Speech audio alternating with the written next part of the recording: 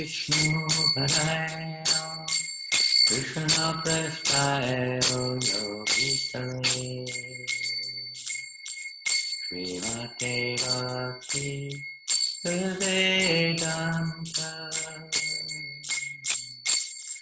Swami Iti Namine Namo Vishnu Padaya Krishna Prasthaya Bhutale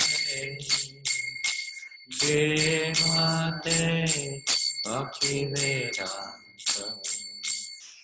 Swami Niti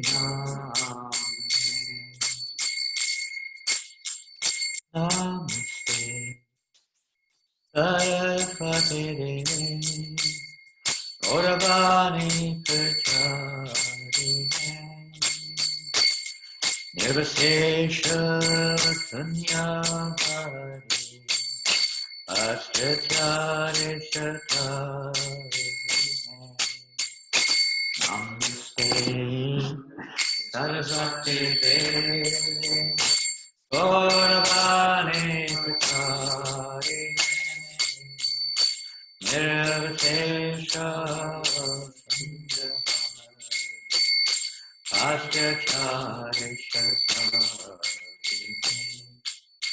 Jaya Shri Krishna Chaitanya Prabhu Nityananda Shri Advaita Gadadhar Sivakati Gaura Bhakta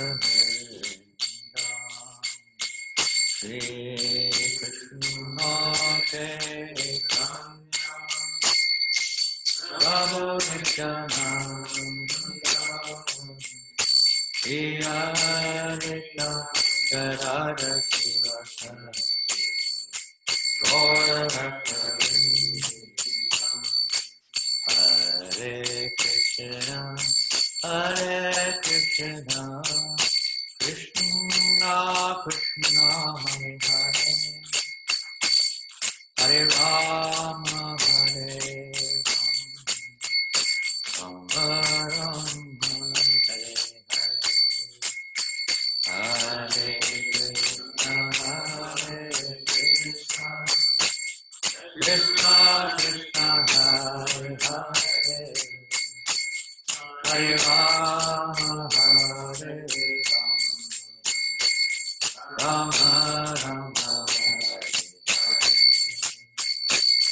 Hare Krishna Hare Krishna Krishna Krishna Hare Hare Hare Rama Hare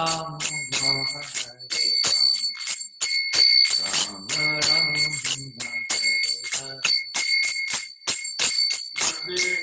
Krishna Hare Krishna Krishna Krishna Hare Hare Hare Rama Hare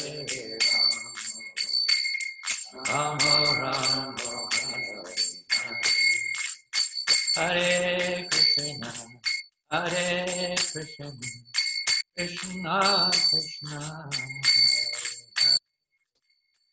Hare Rama Hare Rama Rama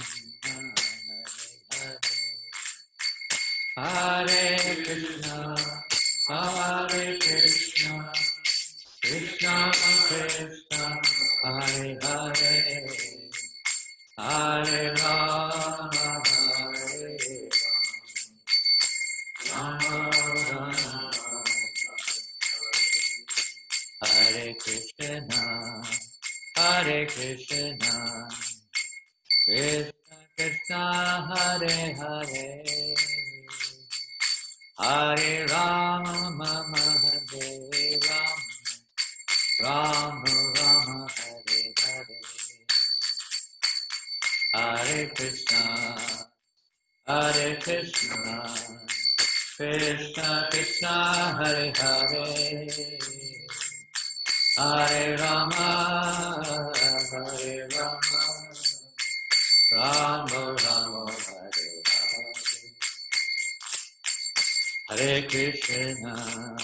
Hare Krishna, Krishna Krishna, Hare Hare, Hare Rama, Hare Rama, Rama Rama, Hare Hare,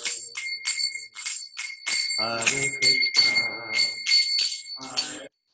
Krishna Krishna Krishna, Hare Hare, Hare Rama, Hare Rama, Rama Rama, Hare Hare, Hare Krishna, Krishna Krishna, Hare Hare, Hare Rama, Hare Rama, Rama Rama, Hare Hare, Hare Krishna, Krishna Krishna, Hare Hare, Hare Rama, Rama Rama, Hare Krishna, Krishna Krishna, Hare Hare, Hare Rama, Hare Rama, Hare Hare, Hare Krishna, Krishna Krishna, Hare Hare, Hare Rama, Rama Rama, Hare Hare, Krishna, Krishna Krishna, Hare Hare, Hare Rama, Hare Rama, Hare Hare, Hare Krishna,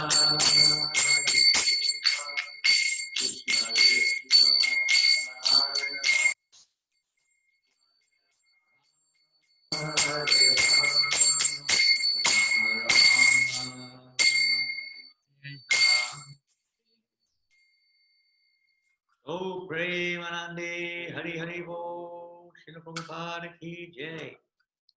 Rasika Prabhu, if you could please maybe get ready one small song. Today, at least here in France, I don't know about New Zealand, India, or wherever else you are, but here it is the appearance day of Lord Vamanadeva today, as well as the appearance day of Jiva Goswami. So I'm going to speak a little bit about that, or try to, this morning. And it'd be nice if we sing from the Das, that was it called, the Das Avatar Stotram, the verse referring to Lord Vamanadeva. Srila Prabhupada himself said that, on one occasion, at least today is the appearance day of, and he said, therefore we should sing Das Avatar Stotram on this day. So he sang that before the class day. So we'll sing that song, not all of it, just the one verse regarding Lord Vamana. So I'm going to sing Jai Radha Madhava now, and when we finish that, I hope that you'll be able to get that on the screen so that we can sing it out. Great, thanks.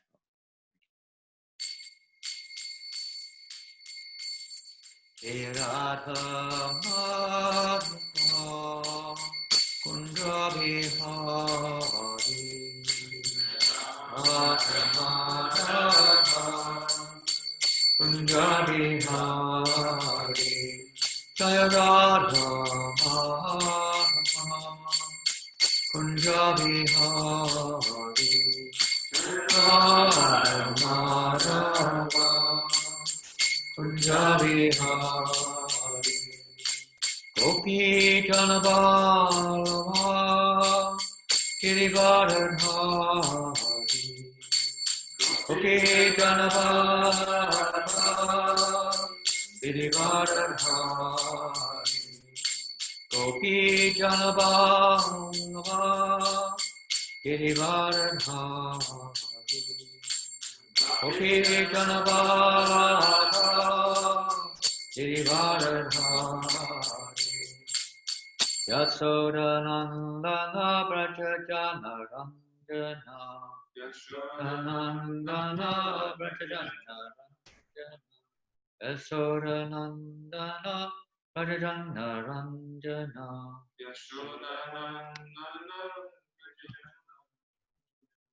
Yamuna Tira Vanachari Yamuna Tira Vanachari Yamuna Tira Vanachari Tira Vanachari Radha Madhava Kunja Bihari Radha Madhava Kunja Bihari Jaya Radha Madhava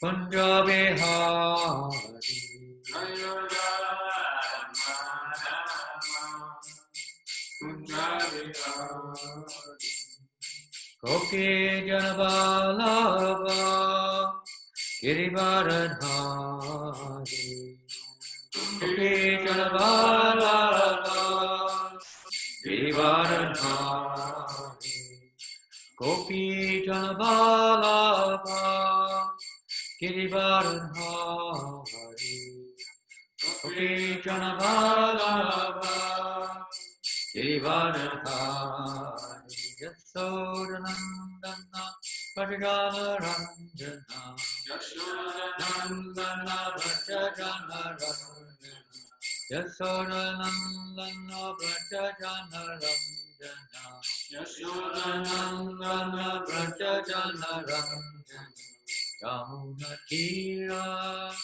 Vanachari Yamuna Tira Vanachari Yamuna Tira Vanachari Yamuna Tira Vanachari Jaya Radha Madhava Kunja Bihari Jaya Radha Madhava Kunja Bihari Jaya Radha Madhava Kunja Bihari Jaya Radha Madhava Kunja Bihari Gopi Jana Balava Girivaradhari Gopi Jana Balava Girivaradhari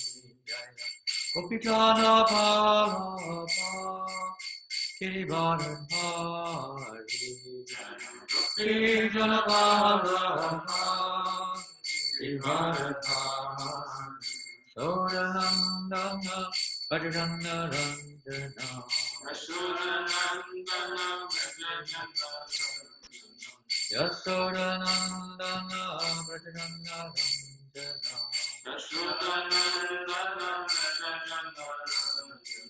Bhajana Yasodanandana Bhajana Ranjana Yasodanandana Bhajana Yamuna Tira Vanachari Yamuna Tira Vanachari Jaya Radha Madhava Kunja Bihari Jaya Radha Madhava Kunja Bihari Jaya Radha Madhava Kunja Bihari Jaya Radha Madhava Kunja Bihari Jaya Radha Madhava Kunja Bihari Jaya Radha Madhava Kunja Bihari Oh Premanandi. Hare Krishna. So now we'll sing the Das from the Das Avatar Stotram, the verse glorifying Lord Vamanadeva, number 5. Yeah, it's on the screen now. Today being the appearance day of Lord Vamanadeva, for those who've just joined us. I don't know where you are, but today is also the Mahadwadashi day. We're celebrating Ekadashi today. So we're fasting. Some of you, of course, it's the evening time already. Some it's the morning and different times of the day. But here in France, it's still the morning and we are fasting until, well, midday. Lord Vamanadeva appeared at midday, so we fast till midday. Tomorrow appears as one of the chariots.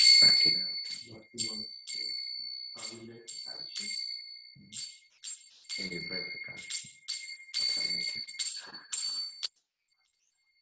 Kalayasi vikramane balim adbhutabhamano paranaka nirajanita janapavam.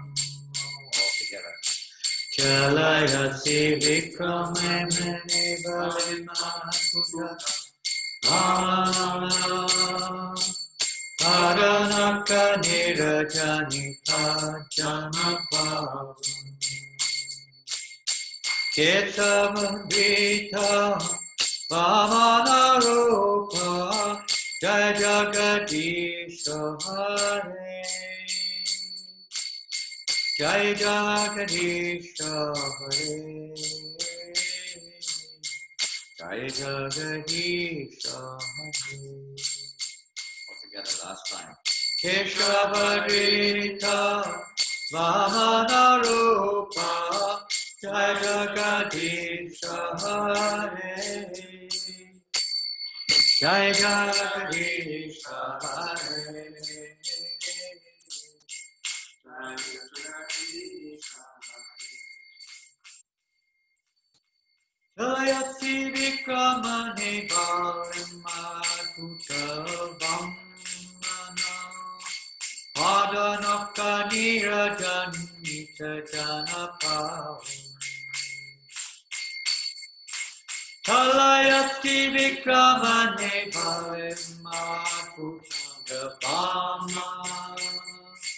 Padanaka nirajanita janapavam Keshavarita Vamanarupa Jai Jagadisha Hare Jai Jagadisha Hare Jai Jagadisha Hare Keshavadita Vamanarupa Jai Jagadisha Hare Jai Jagadisha Hare Jai Jagadisha Hare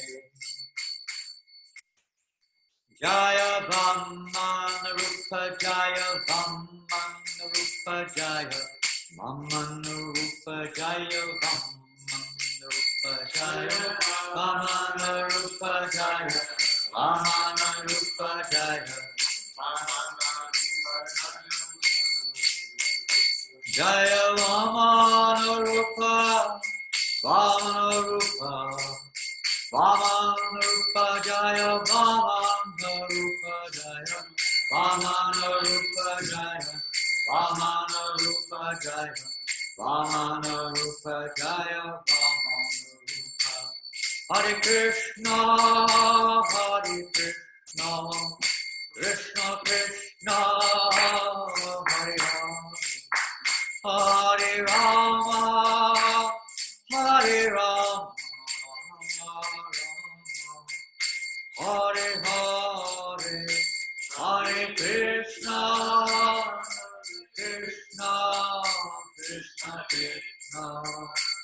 Hare Hare Rama Hare Rama Hare Hare Hare Krishna Krishna Krishna Krishna Hare Hare Hare Rama Hare Rama Rama Hare Hare Hare Krishna Krishna Krishna Hare Hare Hare Rama Rama Rama Hare Hare Hare Krishna Krishna Hare Hare Hare Rama Hare Krishna, Krishna Krishna, Hare Hare Rama, Rama Rama, Hare Krishna, Krishna Krishna, Hare Hare Rama, Hare Krishna, Krishna Krishna, Hare Hare Rama, Rama Hare Hare Krishna, Krishna Krishna, Hare Hare Rama, Hare Krishna, Krishna Krishna, Hare Hare Rama, Rama Rama, Hare Hare. Krishna Krishna Krishna, Hare Hare Rama, Hare Krishna, Krishna Krishna, Hare Hare Rama, Rama Hare Krishna Krishna Krishna, Hare Hare Rama.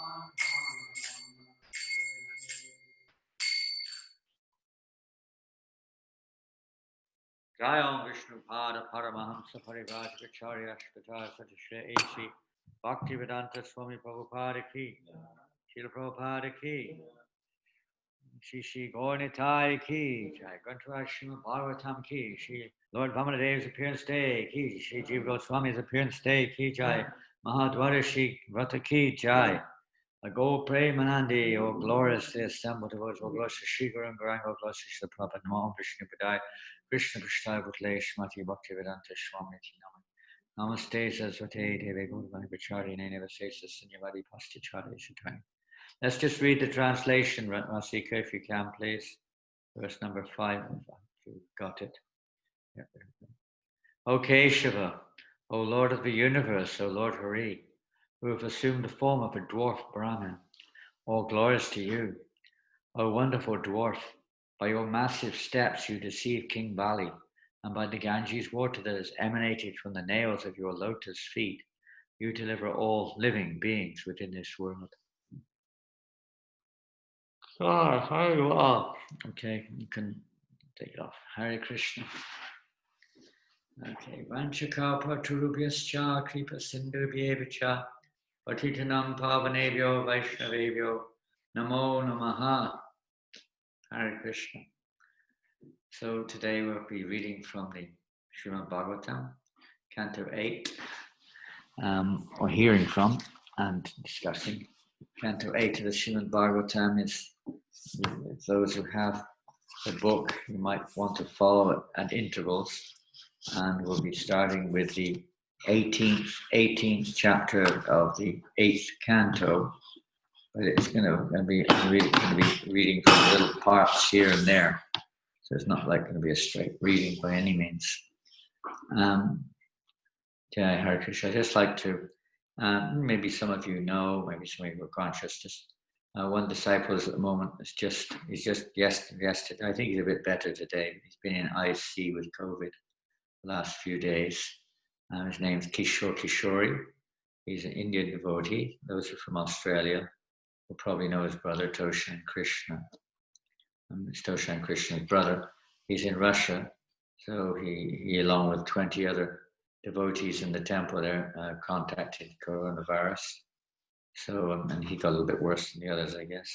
But it sounds like he's okay now, but still, we can say a prayer that Krishna protect him in whatever way Krishna, he knows best, whatever's best for him in his life. So, Hare Krishna, all over the world, there's always danger. Right now, we're just a little bit more, maybe a little bit more conscious of it. People are already afraid of so many things. Now another cause of fear has been presented before people in general. I think they're more afraid right now of losing their summer pleasure than they are of the coronavirus in many ways. But whatever it is, fear is always there of loss. And today we're going to be hearing about a maha loss. We may be afraid of losing a little bit of wealth or a little bit of name and fame.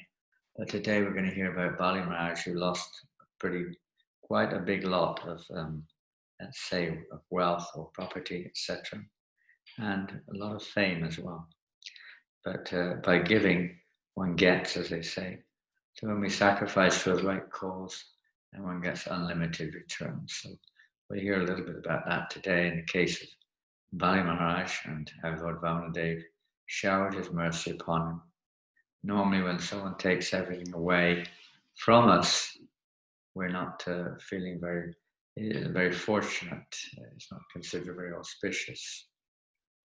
Maybe for the person who takes it, but not for the person from whom it is taken. So, but we see in the case of Bali Maharaj that he became all the more glorious, all the more famous.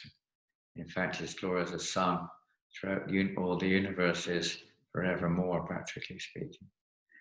Such is the nature of devotional service. It is all good, all fortune, all auspicious, praised by all.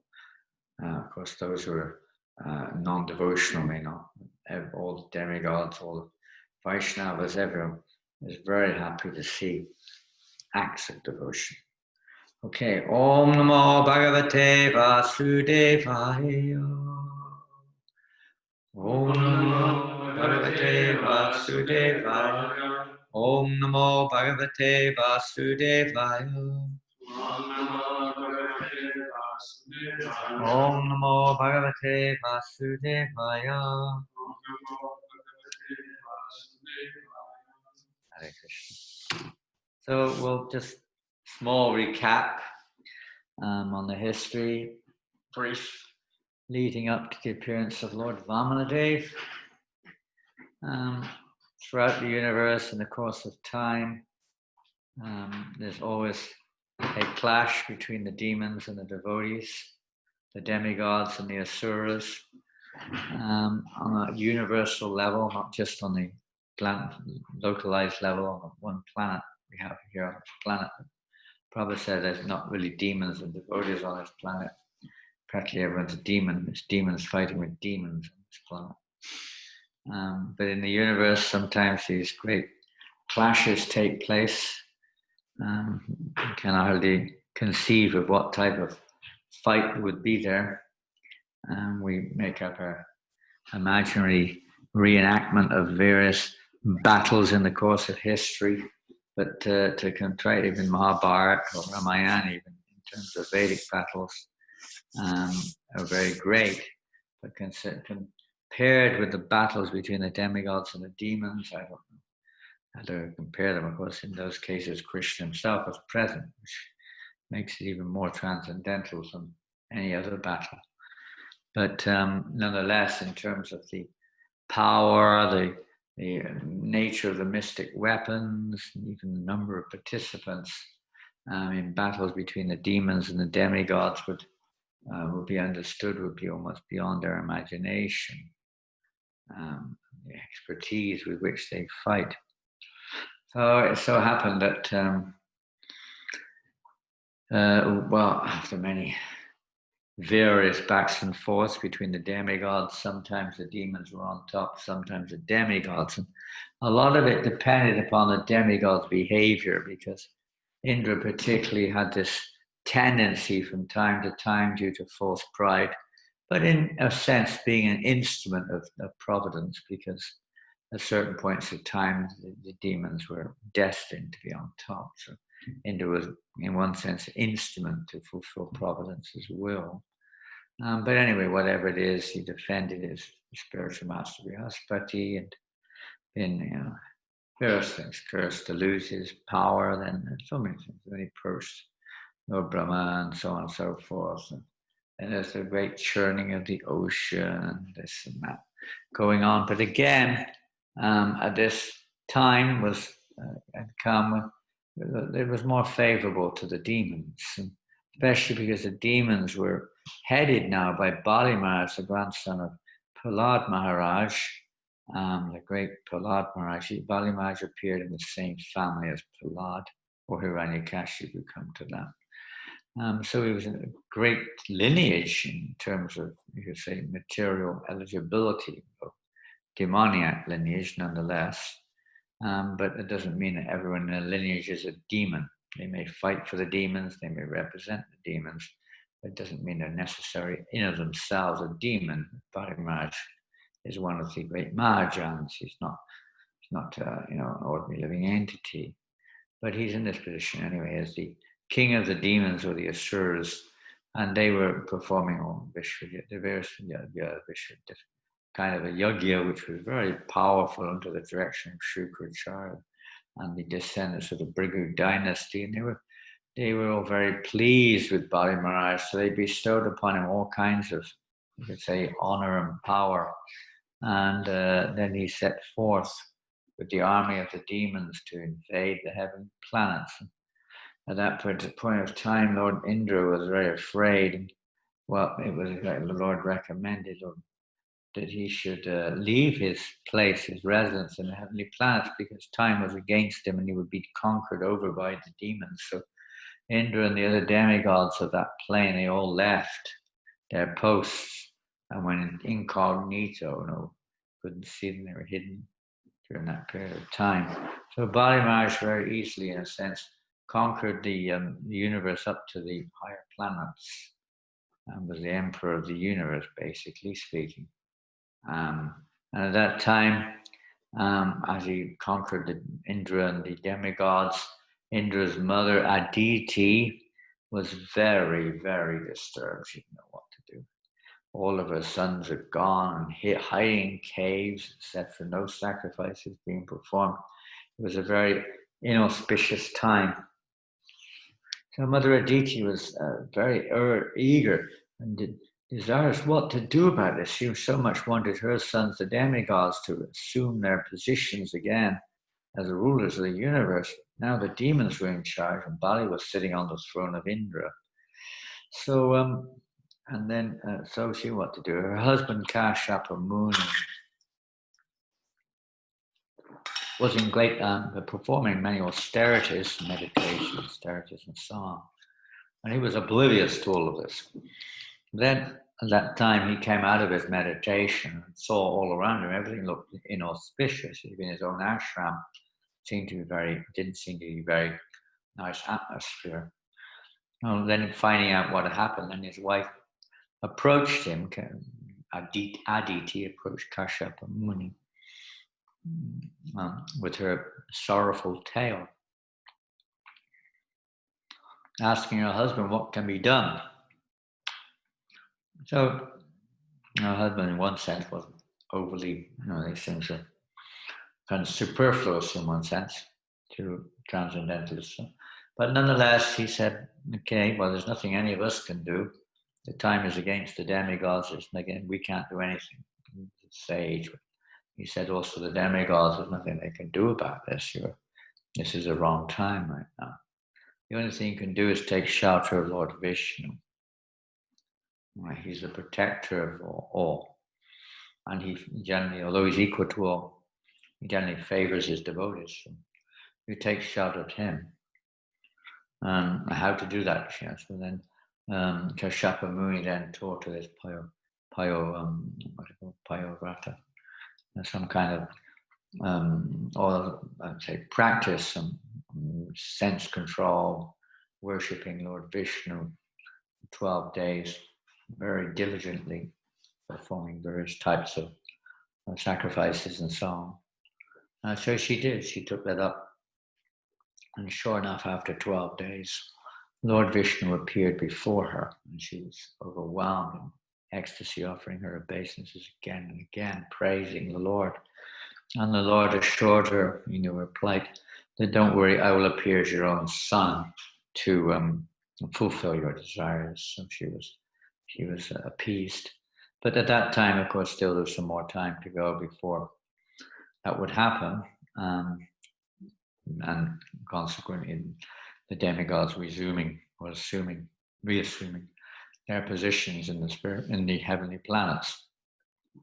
So Aditi was very happy. So we're going to take the story up more or less now when the time is right. At that time, the Bali Maharaj, with the consultation with his priests, particularly Shukracharya, had started on a great sacrifice at a very auspicious place called Barguchana. was then called Brigukach, the place of Brigumuni. Now Bhagwat is in, if any of you are from Gujarat, maybe not pronouncing it right, but you know that place. It's on the river Narmada. And that's the place where Bali Maharaj performed his great sacrifices at this point of time. Well, at that point of time. And it would have made the demons even more powerful. It was a very powerful yoga they were performing to get great credit and great piety in sense of becoming strong, not in the spiritual sense, but materially speaking. So that just before, well, more or less at that moment, Vamanadeva appeared. Now I'm going to read a little bit about his appearance, I think. Yeah, here it is. So first of all, he doesn't appear like an ordinary living entity. It's like we see with Krishna and all of the forms of the Lord. They generally just appear in the heart of the devotees. Krishna is known as Vasudeva, which means pure goodness. So in the heart of the devotee, pure goodness, Krishna appears. And in this particular case of Krishna, of course, his father's name was actually Vasudeva. So when Vasudeva becomes Vasudeva, the Lord appears in his heart. In the name, his name is Vasudeva. Pure goodness, transcendental to the mixture of the modes of nature. And then from his heart, the Lord then moves from his heart to the heart of the wife, and consequently, in due course of time, he appears before the couple. So the same thing with Lord Vamanadeva. On the day of Shravana Dwadashi, which is today, the 12th day of the bright fortnight in the month of Bhadra, when the moon came into the lunar mansion Shravan, at the auspicious moment of Abhijit, the Lord appeared in this universe. Considering the Lord's appearance very auspicious, all the stars and planets, from the sun to Saturn, were magnificently charitable. O King, Sukadeva Goswami speaking to Parikshit Maharaj, when the Lord appeared on Dwadashi, the 12th day of the moon, the sun was at its meridian. As every learned scholar knows, this Dwadashi is called Vijaya. A very auspicious Vijaya victory, the day when the Lord conquered over the demons in a very wonderful, very transcendental way. So that was his appearance in this world. Then, of course, there was the whole chapter is dedicated more or less to the glorification by various demigods who came there to the place where Vamanadeva had appeared from Aditi, and they offered praises and various paraphernalia offered to the Lord of sacrifice. And like this, he was very glorified by the demigods. And then eventually, well, here we go. So this is how we look. The Lord appeared in his original form with weapons and ornaments in his hands.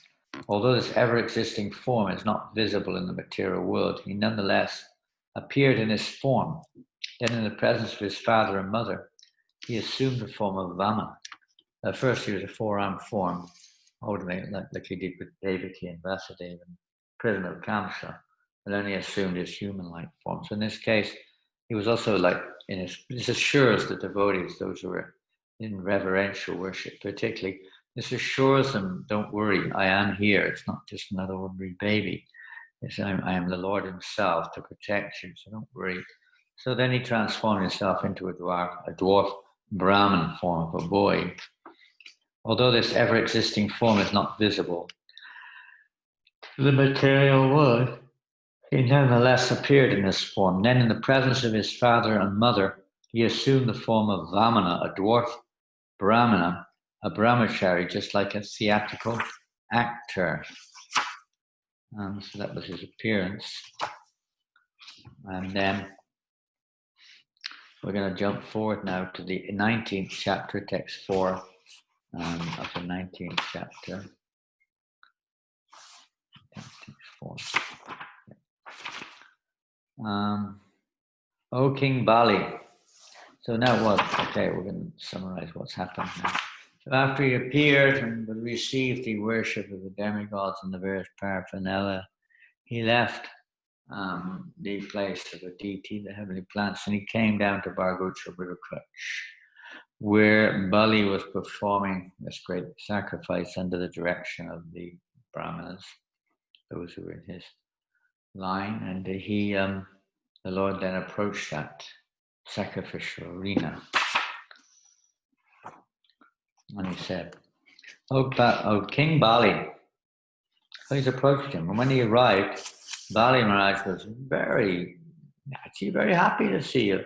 Such an effulgent young brahmachari suddenly arriving. And I mean, it's like if we were imagine if we're on Sankirtan chanting or whatever, or even the temple, wherever it is, and suddenly this incredibly beautiful, brahmachari. I mean, we don't see them on the streets very often unless they're part of the Sankirtan party. Don't see many brahmacharis walking on the streets of London or Sydney or Paris or wherever it is, New York. You don't see that. I mean, you see ISKCON brahmacharis, but you don't see public, people in general walking along, with dandas in their hands or kamandalus or whatever, dressed in various ways. It's a very almost unseen sight, a little bit in India maybe.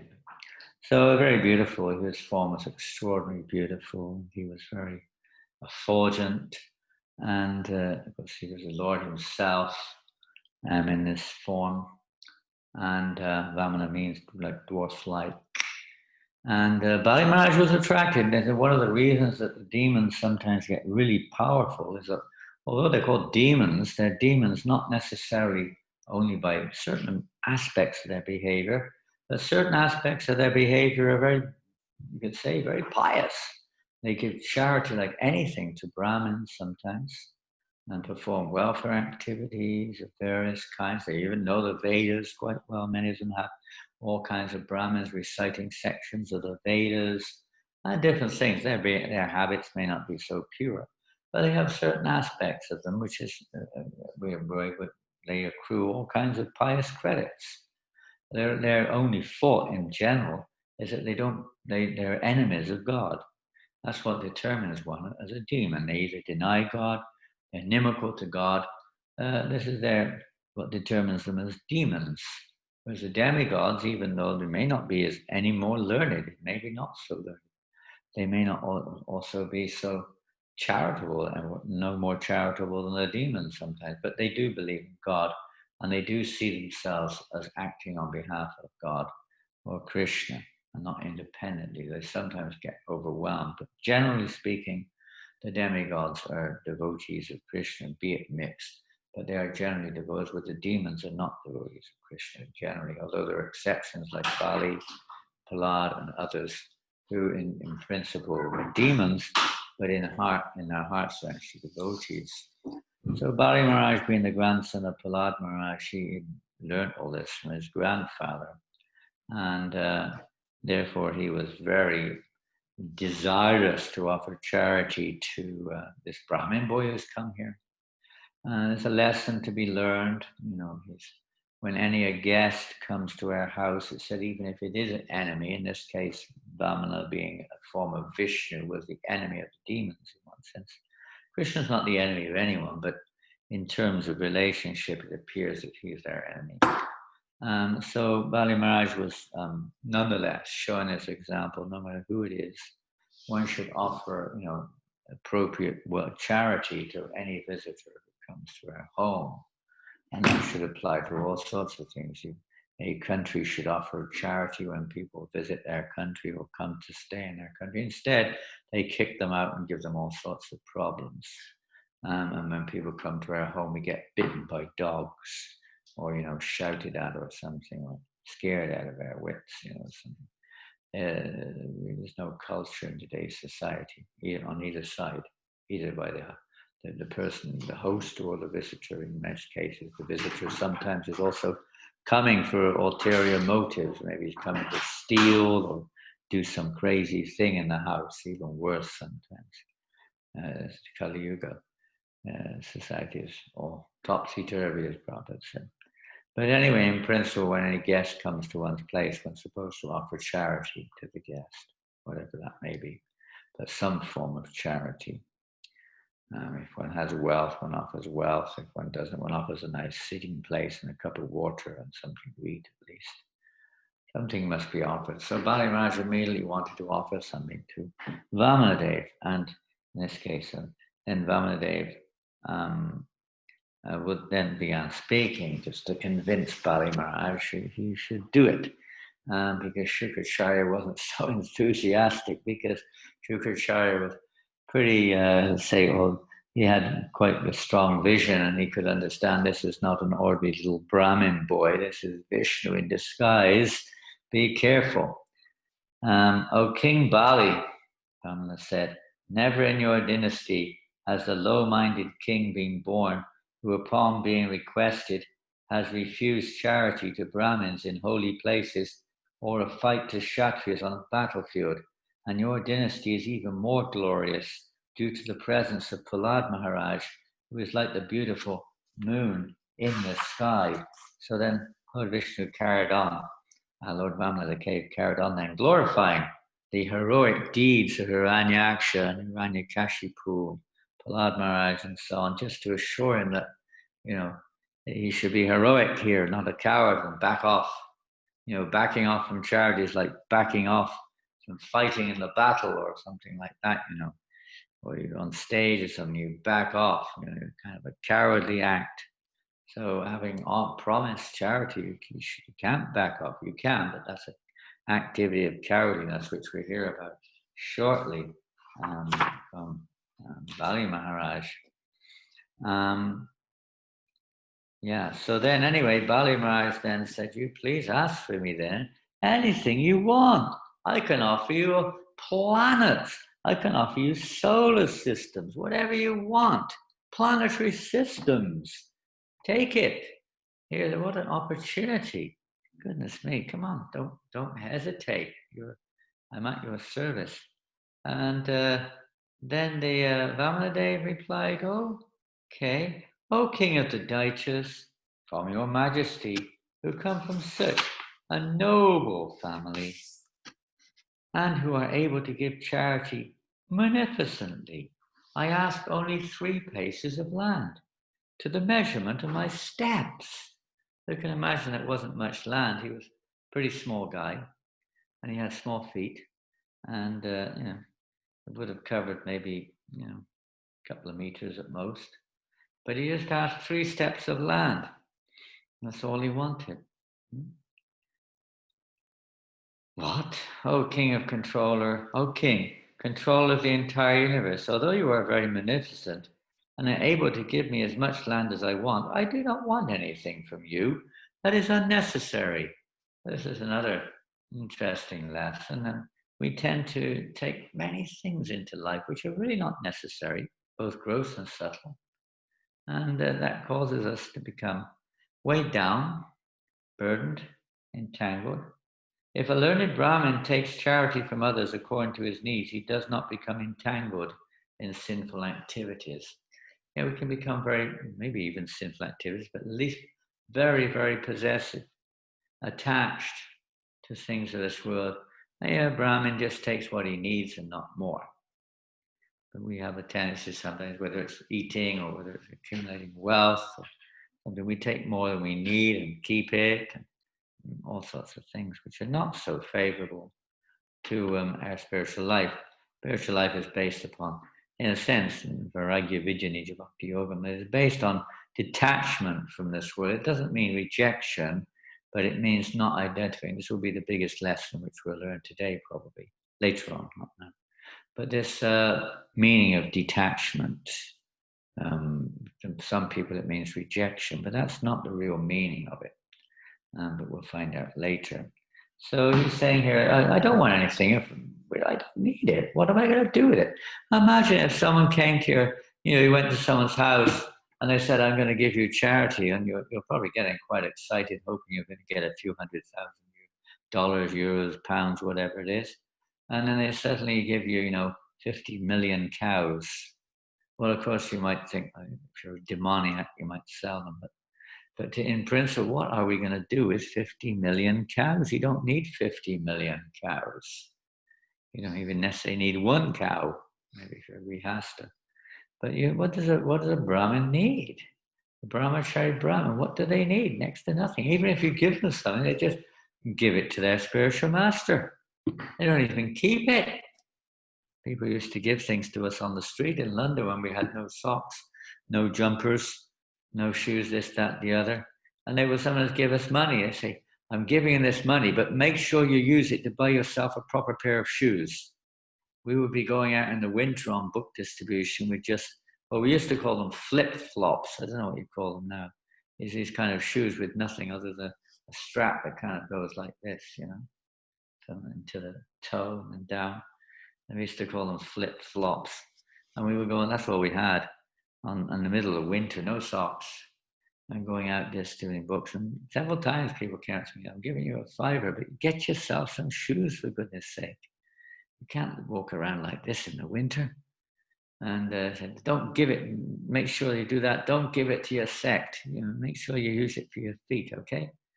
People sometimes say like that one day in charity, but they were lucky, they're pious like that. But what else do you need? What does a brahmachari need? It doesn't need much. So he's saying, Vamanadeva saying, don't need it. If you don't need it, then why do you need it? If someone gives it to you, give it to the temple. And so anyway, Bali Maharaj then, very happy. Okay, he was very happy with the words of Vamanadeva, words of knowledge, etc.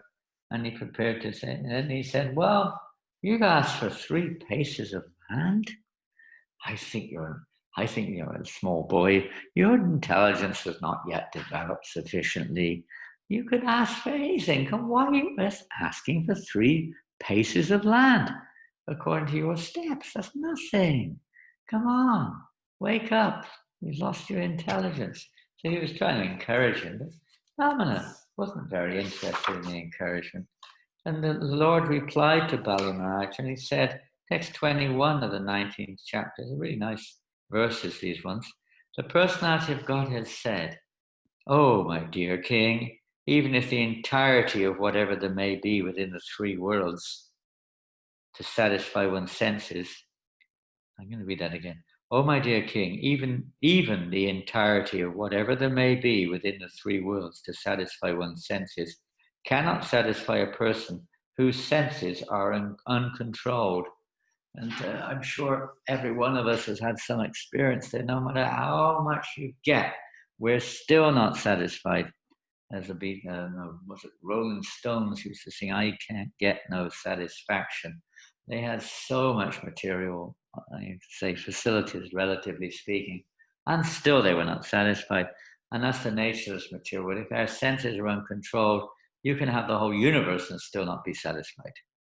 Still you want more. And the material life is like that. You could take it to be for sexual activities, for wealth, for power, anything, fame, anything you like. You're still not satisfied. You want more and more, as Krishna says in the Bhagavad Gita. It burns like fire. The more you feed it, the more it burns. This lust, which carries away a man's intelligence, greed, entangling us in this material world like anything. So for one whose senses are not controlled, no matter what they get, they will still not be satisfied. And just like you throw some ghee on a fire, maybe for a moment the fire will die down, but then very quickly the fire will blaze up more than before, feeding that blazing fire of material existence by trying to acquire what our senses demand. And so like this, we get very excited on the mental plane. Oh, now I'm going to get this and that. Then we get it and we're still not satisfied. The nature of the material billionaires, and it doesn't mean that they're satisfied. Generally speaking, people who are in that situation of great wealth are not satisfied. There's also a great element of fear which is often attached to it. Pride comes in because they like that in a sense for the time being. But when pride develops, that's the pride before a fall, so they say. They're definitely that conditioned soul is going to fall from their position and fall heavily from their position too. They're proud of their wealth, etc. So it's not always the best thing, to say the least. This one's very advanced. Prabhupada says in the purport of that verse, to train one to control the senses and be content with the bare necessities of life. This is the purpose of the Varnashram system, the purpose of human life, to train us to control the senses and be content with the bare necessities. Content with whatever Krishna gives us. It's a very unique and rare, you could say, situation, which is a situation of liberation, or you could, at least in the material sense of the term, where there's no anxiety as such compared to those who are attached to more possessions and whatever they've got and trying to get more. The one who's satisfied in whatever position they're in, there's no real distress there. Lord Vamanadeva is an ideal brahmachari. He refuses Bali Maharaja's offer to give him anything he might want. He says that without contentment, one could not be happy, even if he possessed the property of the entire world or the entire universe. If we were suddenly gifted the world itself, it may sound good, but I don't know what we would do with it. We would probably be terrified. Having to manage the whole universe is interesting. In the previous chapter or two before this one, in the Bhagavatam, there's a chapter entitled Universal Management, how to manage the universe. And the chapter is a grand total of 11 verses long. It's not like it's 100,000 verses or something, how to manage the universe. It's not, you don't learn exactly like that. It's something which one is empowered to do when one is eligible and qualified. And of course, one does learn something from association, but basically one has to have the ability of eligibility to manage. Then it becomes a breeze. It's not difficult, just like a person who has Kshatriya tendencies to fight. If they don't fight, that is very difficult. Only if they fight, then that's where they're at home. When people find their positions, the Varnashram system is devised to help people find what is the most favorable situation to operate in. And if it's Daivi Varnashram, the two go together, the most favorable situation in society together with awakening one's Krishna consciousness, of realizing that we are only a part and parcel of Krishna. And whatever we've been gifted with should be offered to Krishna. Not that it's mine. Tendency is to think things are mine. This would be a big lesson today as well. This mentality of this is mine to do what I like with. It's not. And we carry on with the purport. In human society, therefore, the Brahminical culture, Kshatriya culture, and Vaishya culture must be maintained, and people must be taught how to be satisfied with only what they need. What is a necessity for Kshatriya is different than what it is for a Brahmin. They just have different natures. Same goal in life, but different natures. Same with the Vaishya or Shudra or non-Antija. Whatever has different needs in society. And that's in the Ishopanishad, Ishavashamidam Sarvam Yakin Chajagachin Tena Tena Bunjidama Gudikashidanam. The one should understand that everything in this material world, whatever it is the property of the Supreme Personality of Godhead. Whether it's animate or inanimate, everything belongs to Krishna. And therefore, one should not usurp others' property, but rather take what is one's own quota, or according to one's nature, act accordingly. This is the business, not trying to take that which is not allotted to us. We should take our allotment, so to speak, our quota in life. And if we try to take more than our quota, we become a thief. We become gullible to punishment. So we have to learn what is our quota in life and act accordingly. The Krishna consciousness. In modern civilization, there is no such education. Everyone tries to possess more and more, and everyone is dissatisfied and unhappy. And this is a fact. They're never satisfied.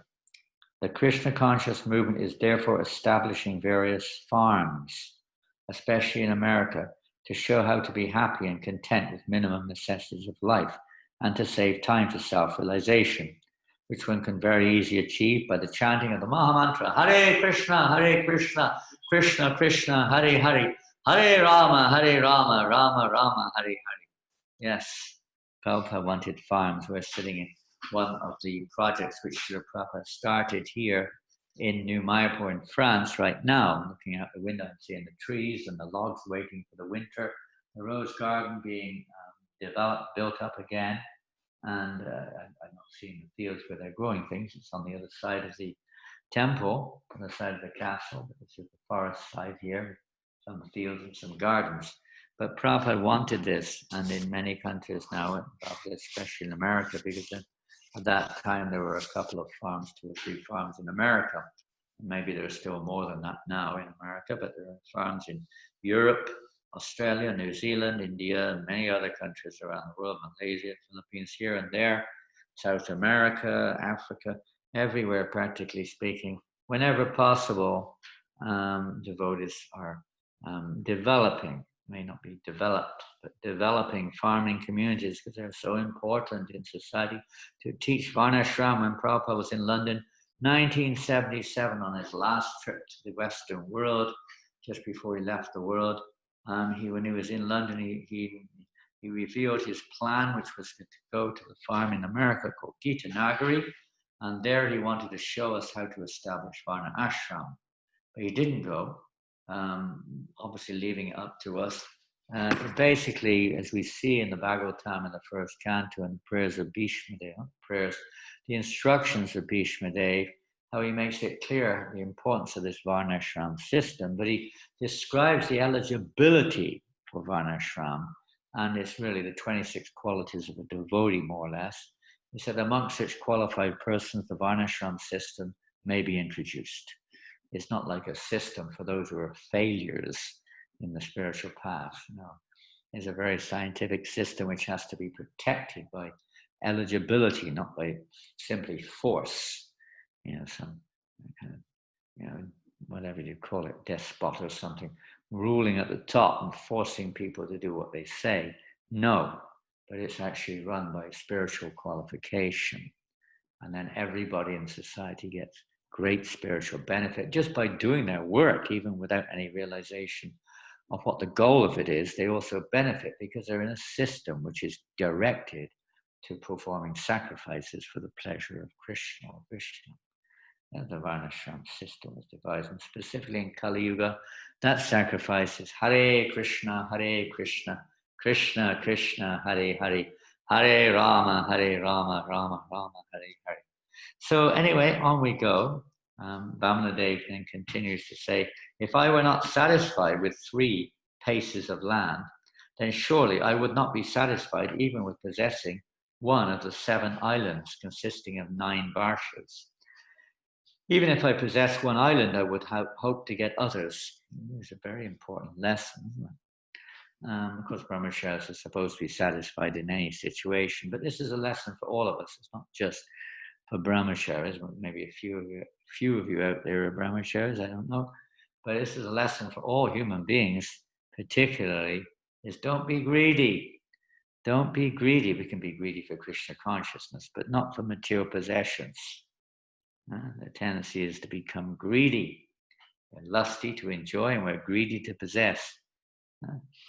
So even if we do possess an island, when it says an island, it doesn't mean like a little island like the Isle of Wight or something off the coast of England or smaller.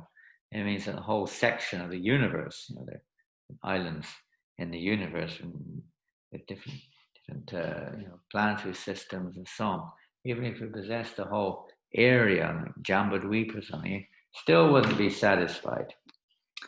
Next verse is text number 24.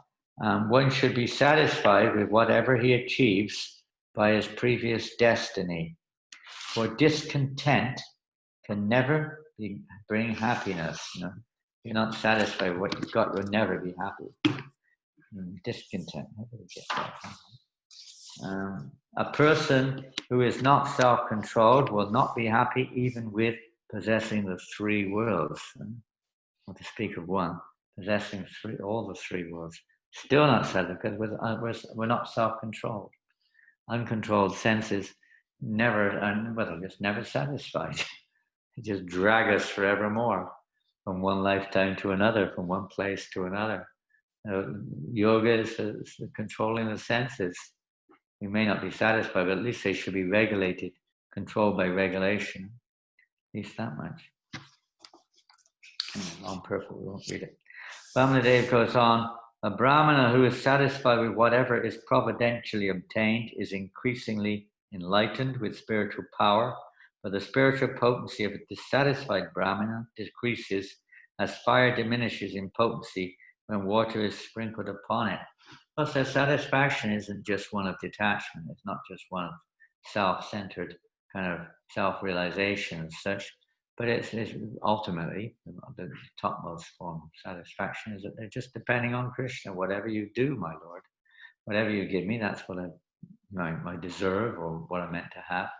And whatever I don't, that's your whatever. It's your mercy. Everything's your mercy. So they have no attachment or detachment. They're completely attached to Krishna, whatever you want.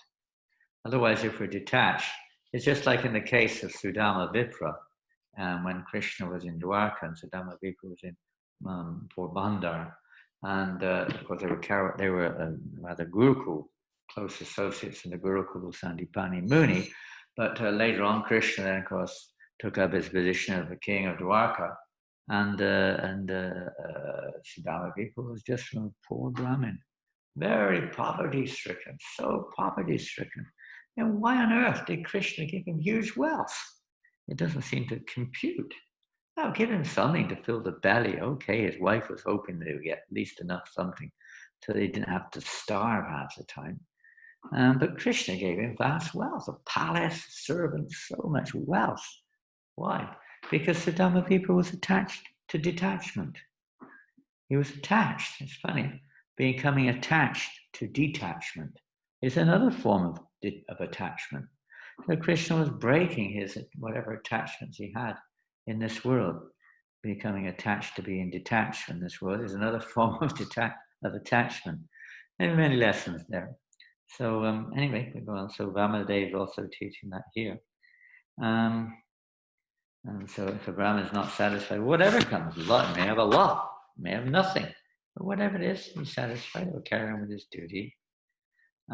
So therefore, O king, from you, the best of those who give charity, I ask only 3 paces of land. By such a gift, I shall be very pleased. For the way of happiness is to be fully satisfied to receive that which is absolutely needed. A beautiful verse. Then we go on. So Bali, okay, all right, that's what you want. And he confirmed it. Take whatever you like. He took up his water pot to perform his achaman, and to make the offering. Of course, we hear that story of Shukracharya was doing everything he could. He was trying to convince, at that stage, he was trying to convince Bali Maharaj, don't do it. Shukracharya was very, very, getting really worried that this Bali, this fool, is giving everything away. We'll be finished. He said, this is not a brahmachari, this is Krishna, this is Vishnu, and he's gone, he's your enemy. Don't you know what a dangerous position you've accepted by promising to give him land? I don't think that this promise is good for you. It will bring great harm to the demons. This person falsely appearing as a brahmachari is actually the Lord himself. He's come in this form to take away all your land, wealth, beauty, power, fame, and education. After taking everything from you, he will deliver it to Indra, your enemy. You were promised to give him 3 steps of land in charity, but when you give it, he will occupy the 3 worlds. Shukracharya was intelligent, he knew that. You are a rascal, he said to Bali. You do not know what a great mistake you have made. After giving everything to Lord Vishnu, you will have no means of livelihood. How then shall you live? In one sense, Shukracharya was correct. Another sense, he was very also concerned because he was like an employed Brahmin. It's like sometimes in ISKCON we have employed Brahmins doing deity worship, and sometimes it's like they become so attached, not necessarily for the service, but the money they get from it. And if someone else comes along to do voluntary service, they can't get service because otherwise the paid Brahmin is not going to lose his money. So it's kind of like sometimes like this. We became attached to the results rather than the service. And so Shukracharya was more attached to the results than the service itself, because he was being maintained by Bali Maharaj. Nicely so, too. Vamanadeva will first occupy the 3 worlds, and then he was explaining what was going to happen. We've got to spot on. You will certainly be unable to fulfill your promise, he said. And I think that because of this inability, your eternal residence will be in hell. You're going to have to suffer, because if you break a promise, you're in big trouble, boy. You don't break a promise, you know. Anyway, we'll hear that in a minute. Learned scholars, he says, Shukracharya speaking, do not praise that charity which endangers one's own livelihood. Charity, sacrifice, austerity, and fruitive activities are possible for one who is competent to earn his livelihood properly. They're not possible for one who cannot maintain himself. So if you give this charity, Bali, you'll have nothing. You won't be able to maintain your livelihood. Therefore, this promise is not to be done. Not good. You shouldn't do it. He goes on, oh, one may argue that since you have already promised, how can you refuse, O best of the demons? Just take from me the evidence of the Bhavricha Shruti, which says that a promise is truthful, preceded by the word Om, and untruthful if not. So you haven't done that. So therefore, you will be untruthful if you make this promise. That's what he's saying. Anyway, he goes on with different arguments, trying to convince him. So in other words, if you do this, if you chant the word Om, you will become poverty-stricken. All will be lost. Therefore, the safe course is to say no. Just say no. Although it is a falsehood, it protects one completely. It draws the compassion of others toward oneself, and it gives one full facility to collect money from others for oneself. Nonetheless, if one always pleads that he has nothing, he is condemned, for he is a dead body while living, or while still breathing, he should be killed. He's doing everything he can to stop him. In flattering a woman to bring her under control, in joking in a marriage ceremony, in earning one's livelihood when one's life is in danger, in protecting cows in Brahminical culture, or in protecting a person from an enemy's hand, falsity is never condemned. Using some strong argument. After all, we have to remember he is the spiritual master of Bali Maharaj. And usually we have to accept what the spiritual master says and do it if we want success. And he's been doing that because Bali Maharaj was following Shukracharya, who was telling him to perform sacrifices, was serving the Brahmins, sacrifices to the various gods, to Lord Shiva, this one and that one, including Vishnu. He was part of the team. He had to perform sacrifice too, but it was all to get something. And there's a tendency in modern society it may not be so extreme like that, but that tendency is there. We worship God only to get my senses satisfied. Not to satisfy his, only mine. This is an element of demoniac mentality. We're only thinking of us, me, my. This is Maya. This is the material mentality. Huh? And then we go on. We'll jump forward a little bit here. So anyway, Bali Maharaj went ahead. Or he was about to go ahead. Here we are. And he replies now. He replies to Shukracharya, I am the grandson of Prahlad Maharaj. How can I withdraw my promise because of greed for money when I have already said that I shall give this land? How can I behave like an ordinary cheater, especially toward a Brahmin? There is nothing. Very important verse, text number 4 of the 20th chapter. You can make a note and you can read the purport as well afterwards. But this is a really important statement. Bali Maharaj speaking to Shukracharya, text 4, chapter 20 of the 8th canto. There is nothing more sinful than untruthfulness. Because of this, Mother Earth once said, I can bear any heavy thing except a person who is a liar. It's a very, very sinful thing to tell untruth, to lie.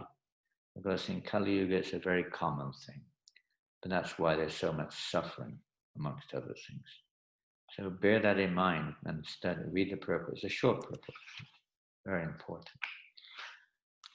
So Prabhupada says, just imagine how the earth is burdened right now with all the lies that are being talked about.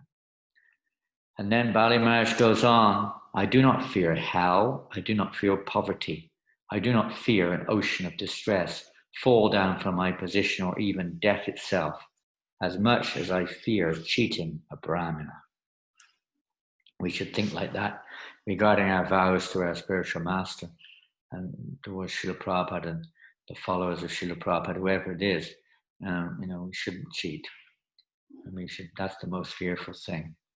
My Lord, you can also see that all the material opulences of this world are certainly separated from their possessor at death. After all, whatever we've got, we lose it all. So what have we really got to lose? Therefore, if the Brahmin Vamanadeva is not satisfied by whatever gifts one has given, why not please him with the riches one is destined to lose at death? Intelligent, huh? We're going to lose it anyway. Why not give it now? Give it now for the divine service of the Lord and the Lord's representatives. This is intelligence. We're still planning how I can enjoy myself, make security, this, that, the other. Okay, in Vedic society, we see that Rupa Goswami set the standard. 50% of his accumulated wealth he gave it in service to the Brahmins, and 50% he kept one for emergency and others for the use of one's family. But in principle, we should understand we're going to lose everything at the time of death, and the best charity one can do is to use it. Now, Bhadra Purnima is coming up, I think, maybe the 1st or 2nd of September. What a great occasion to offer. Anyone out there now, if you can do this, buy some Srimad Bhagavatams, sets, whatever it is, give them away on Bhadra Purnima, or go on Sankirtan if you can and distribute them. Do something. Distribute Prabhupada's books. This is the highest welfare activity you can do, particularly in this Kali Yuga. Distribute these books. And Bhadra Purnima, you get all the quotes are there in the Puranas. You get enormous benefit from distributing Srimad Bhagavatam on Bhadra Purnima. You're supposed to put it on a golden throne and worship and so on. And one who gives charity of a Srimad Bhagavatam on this day, is guaranteed love of God or something. All kinds of promises are there. Take advantage of it. It's a golden inspiration for us to flood the world with Prabhupada's books and change the course of history, change people's minds, relieve them of the causes of their intense distress. Their burning desire for sense gratification is their worst enemy, trying to satisfy my desires, adjust the world for me. No, let's try to see the world for pleasure of Krishna. Distribute Srimad Bhagavatam. Next week is also Reading Week on the 3rd to the 9th. ISKCON program encouraging devotees to study Prabhupada's books. So the first 2 days, distribute the books. The next 6 days, read the books. Great opportunity to become absorbed, taking shelter of the lotus feet of Srila Prabhupada. Take advantage of this. My Lord, you can also see that all the material opulences of this world, I've read that. Destined to lose. So we move forward. Then he goes on to say how in his own family, the Dichi, Shibi, and other great personages, they were willing to sacrifice everything for the Lord. We don't have anything. They just recognize and give whatever is supposedly ours in sacrifice, at least in charity to others. In this way, they became glorious throughout history. Maybe by being greedy in this one life, you might become famous. But those who are actually really pious, like the Dichi, Shibi, who gave away their own bodies, practically speaking, in charity, became famous throughout the whole length of the universe, practically. They're immortalized.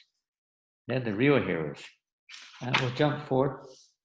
By giving charity, a benevolent and merciful person undoubtedly becomes even more auspicious, especially when he gives charity to a person like your good self. Under the circumstance, I must give this little brahmachari whatever charity he wants from me. He speaks of the charity. I'm going to give it to him, no matter what you say, because this is the rightful course of action. He had to challenge her to reject the instruction of his spiritual master, because his spiritual master had been saying previously should give. Now he's saying don't give. Because what? Because the instruction of the spiritual master is based on material factors, not on spiritual factors, selfish factors. So Bali Maharaj is taking a great risk. He knows he might get punished for this. You have to suffer for this. So, and we go on a little bit further down the line to, let's see, where are we now? Sukadeva Goswami continues. Well then, Bali Maharaj then performed his achaman that said that Shri Krishna tried to block the achaman cup and said he made himself very small, the water wouldn't come out. You see this picture sometimes of Bali Maharaj sticking a needle down the pot and blood coming out, pierced. That's a story. I know it's not there in the Bhagavatam, but we do hear these things.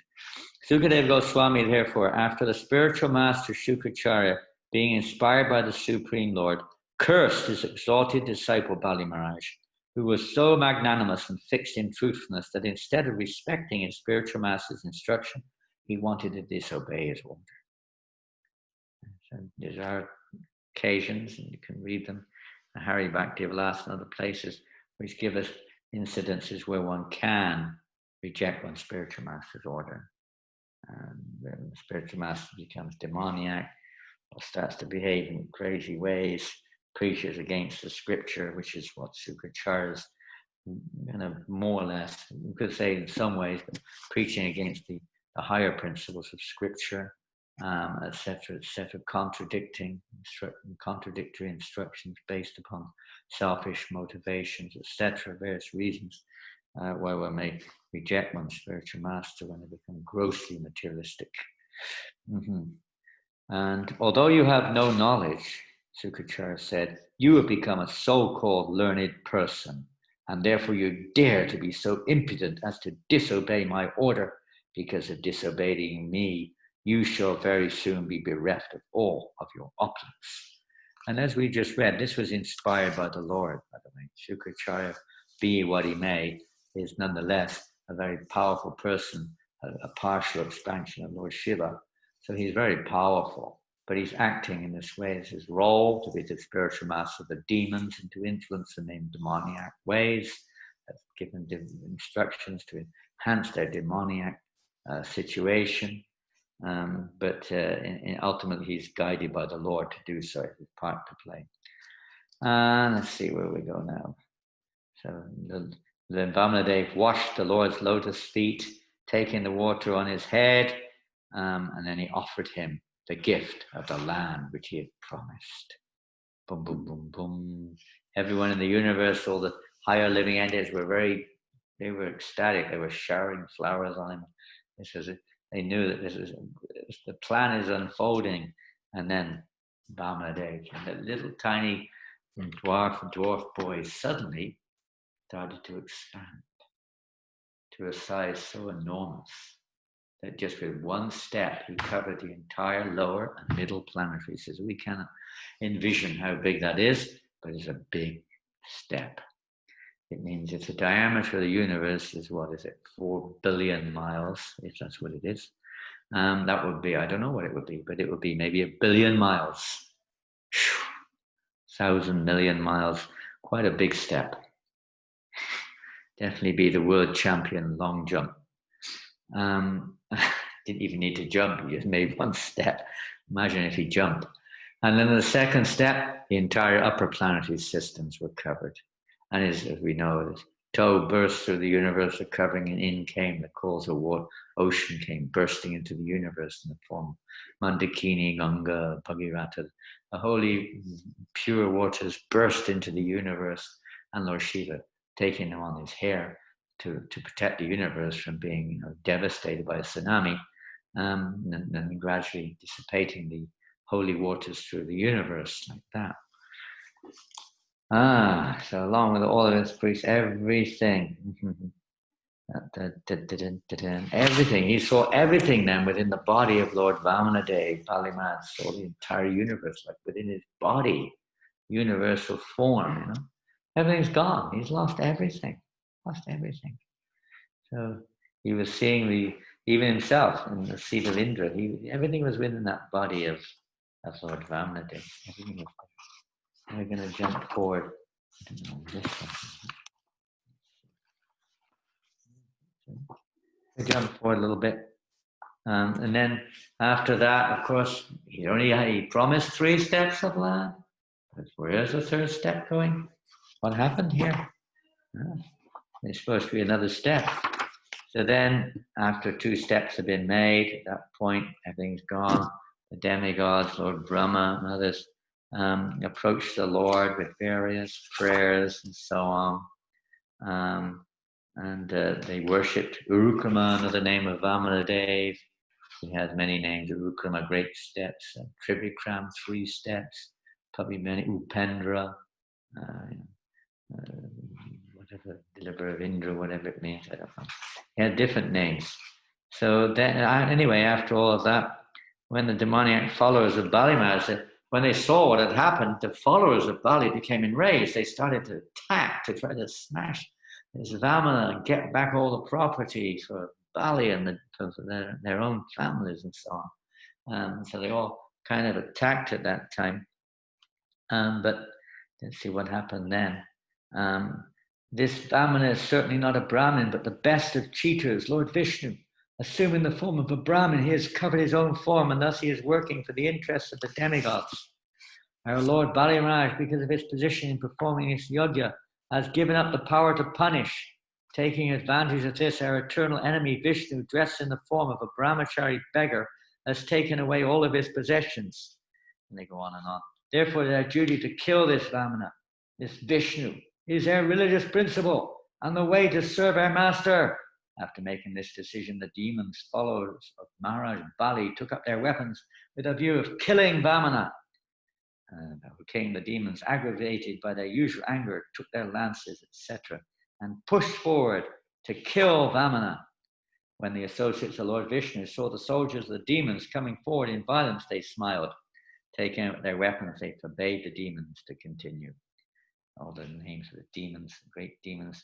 When Bali Maharaj saw that his own soldiers, and then the Vishnu followers of Lord Vishnu, then they were killing their own weapons, they were destroying the demons. So then Bali Maharaj told his own associates, stop. And because he remembered the curse of Shukracharya, that they were going to lose everything anyway. And they're going to lose your life as well. So then he told them, stop fighting. And he told them, go down now. Stop. Time is not now in our favor. Previously it was in our favor, now it's not. Stop. Leave the battlefield. Go away. He told them to go down to the lower planets of the universe and wait. The time factor is against us. Okay, we'll move forward a couple of more verses here. So then the demons were all driven away or killed. The demigods have come forward, some of them, to offer their praises to Lord Vamanadeva. And then Lord Vamanadeva is looking up.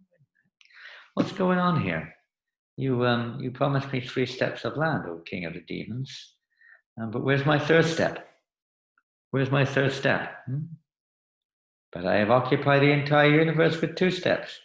Now think about, where should I put my 3rd? What to do?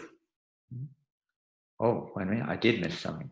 Just before that, there's a very interesting verse, text 26 of the 21st chapter. Thereafter, on the day of Somapana, after the sacrifice was finished, Garuda, king of the birds, understanding the desire of his master, arrested Bali Maharaj with the ropes of Varuna. So Bali was arrested by Garuda, by the ropes of Varuna. He arrested Bali Maharaj. When Bali Maharaj was arrested, there was a great roar of lamentation in all directions. The Supreme Personality of Godhead, Vamana, spoke to Bali. Bali had lost his bodily luster, but he was fixed in his determination nonetheless to fulfill his promise, very attached. O king of the demons, you have promised to give me 3 steps of land, but I've occupied the entire universe with 2.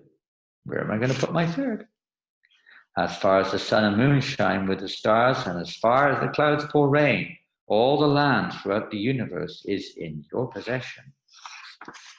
Of these possessions, with 1 step I have occupied Burloka, and with my body I have occupied the entire sky in all directions. And in your presence, with my 2nd step, I have occupied the upper planetary systems, because you have been unable to give charity according to your promise. The rule is that you should go down to live in the hellish planets. You break your promise. Therefore, in accordance with the order of Shukracharya, your spiritual master, now go down and live there. Far from being elevated to the heavenly planets or fulfilling one's desire, one who does not properly give a beggar what he has promised falls down to a hellish condition of life. Even a beggar, if you promise the beggar, you have to give. No matter who they are. It's just the law of nature. In the next chapter, 22, Bali Maharaj then said, in reply to Lord Vamanadeva, O best personality of Godhead, most worshipable for all the demigods, if you think that my promise has become false, I shall certainly rectify matters to make it truthful. I cannot allow my promise to be false. I cannot do it. Please, therefore, place your third lotus footstep on my head. And that'll be a very famous part of this pastime of Lord Vamanadeva, placing his lotus foot on the head of Bali. I do not fear, Bali Maharaj continues. That's a beautiful purport. You can read it. Text number 2 of the 22nd chapter. Time doesn't allow us. Please read it. I do not fear being deprived of all of my possessions. I do not fear living in hell, or being arrested for poverty by the ropes of Varuna, or being punished by you as much as I fear defamation. We see the same statement in Bhagavad Gita. Krishna says to Arjuna, for those who've been famed, defamation is worse than death, or infamy is worse than death. So especially for a Kshatriya, Bali was a Kshatriya. For them, defamation is worse than death. Nothing is more fearful than that, to be defamed. Although a father, mother, brother, or friend may sometimes punish one as a well-wisher, they never punish their subordinate like this. But because you are the most worshipable Lord, I regard the punishment you have given me as the most exalted. Just imagine, the most exalted punishment will probably be furious. People will worship God. If you don't give me what I want, then I get stuffed. I don't want to know about you again. You're useless, they may say about God. Even they do, I've heard it recently. We're so self-centered in our so-called devotion sometimes. Want to do transition stage. Prabhupada quotes the most wonderful verse in the purport. You can read that, text number 4. Tatteno Kampam. He goes on to that verse and starts describing the mood of a devotee. Do what you like with me, I deserve to suffer much more than what I've got. And then Bali Maharaj then reminds or talks about the greatness of his family members and how they would, behave and so on. He has to follow this principle. Prahlad Maharaj came on the scene, being the grandfather of Bali Maharaj. He also appeared on the scene, and Bali Maharaj couldn't offer him proper respects, etc. And Prahlad Maharaj then began to praise the Lord. At that point, a very interesting thing took place. Bali Maharaj's wife, her name was Vindhyavali. She was very pious. She also was assisting in his sacrifices. She was very keen when Bali Maharaj promised 3 steps of land to Vishnu. She was very much keen to help speed this up and help her husband to offer charity to Vamanadeva. So she then came forward. Her husband's bound up by the ropes of Varuna in a kind of a semi-humiliated condition, having lost everything, including his own possessions and including his own wife's possessions. Everything was gone. So she came forward and actually chastised her husband at that point of time. Now, from the material point of view, obviously any wife would be enraged without consulting her if the husband gave everything away, including her shoes, her saris, her everything, her dressing table, her bed, everything gone, all disappeared, all her makeup, all her perfumes, everything given away, nothing left, the house, the kitchen, everything gone. So naturally any wife would be absolutely enraged. If there was anything left, she'd smack him on the head with it. There wasn't anything left to smack him on the head with, practically, except her own fist. Anyway, she came forward and she was chastising her husband, but she wasn't chastising him in the way that an ordinary woman would. And Prabhupada writes in the purport, it's quite fascinating purport. Well, first Vindhyavali, I'll say what she says. This is what Vindhyavali says. She says, my Lord, you have created, she's addressing Vamanadeva, you have created the entire universe for the enjoyment of your personal pastimes. But foolish, unintelligent men have claimed proprietorship for material enjoyment. Certainly they are shameless agnostics. falsely claiming proprietorship. They think they can give charity and enjoy. In such a condition, what good can they do for you, who are the independent creator, maintainer, and annihilator of this universe? This doesn't sound like it may be from her point of view, but it's actually a chastisement. She's accusing her husband in this way of being a foolish, unintelligent man who claims proprietorship for material enjoyment, and a shameless agnostic who doesn't really understand the nature of God at all, because you're still thinking you are giving something to God. What a fool you are. Number one fool, she says. Prabhupada says she was far more advanced than Bali Maharaj in Javali. Why? Because Bali Maharaj is famous for giving everything to the Lord, but we don't have anything to give. This is the point. One who's actually advanced realizes I have nothing to give anyway. It's already his. This is also described by Prithu Maharaj when he's discussing in the fourth canto with the four Kumaras. What can I give you? It's all yours. Do what you like. It's already yours. You can take whatever you want with whatever's supposed to be mine. It's yours, really. I want to speak of when Lord Vishnu personally appears. So Bali Maharaj was proud. He was thinking, now I have fulfilled my promise. Jai. I'm off the hook. Completely on the wrong hook. Got it wrong. We don't have anything to give in the first place. This is detachment. It's not becoming giving away what. How can you give away something that's not ours? What credit is there? If someone comes along to you and you give away your next door neighbor's house, what does it mean? It means nothing. In fact, it's illegal, against the law. Gives away someone else's property. You've broken two laws. One, law of the land, not your property to give away, it's a kind of theft. And secondly, you cheated the person you're supposed to give it to, false promise. So it's quite a foolish thing to do. So in one sense, Bali Maharaj, of course, he had good intentions, but from the real point of view, it was a foolish thing, absolutely foolish in one sense, because it wasn't his to give. And now he was a little proud of giving it. He wanted to relieve himself of becoming infamous.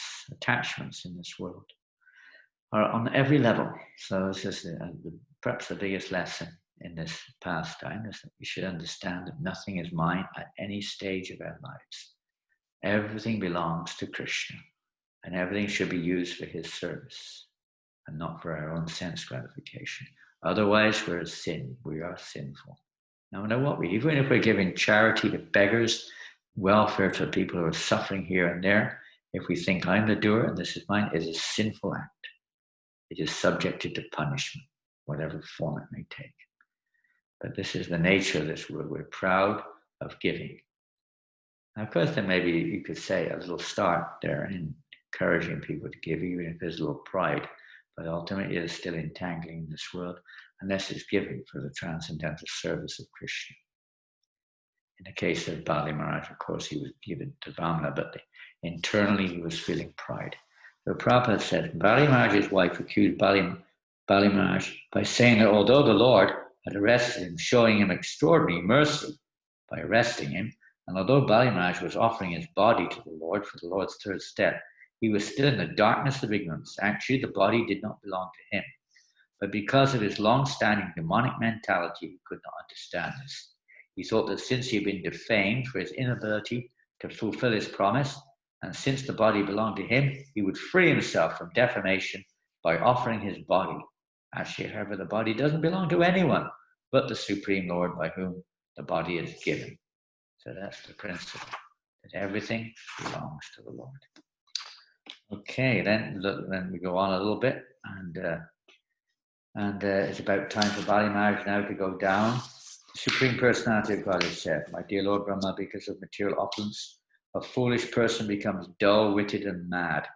Thus he has no respect for anyone within the three worlds and defies even my authority.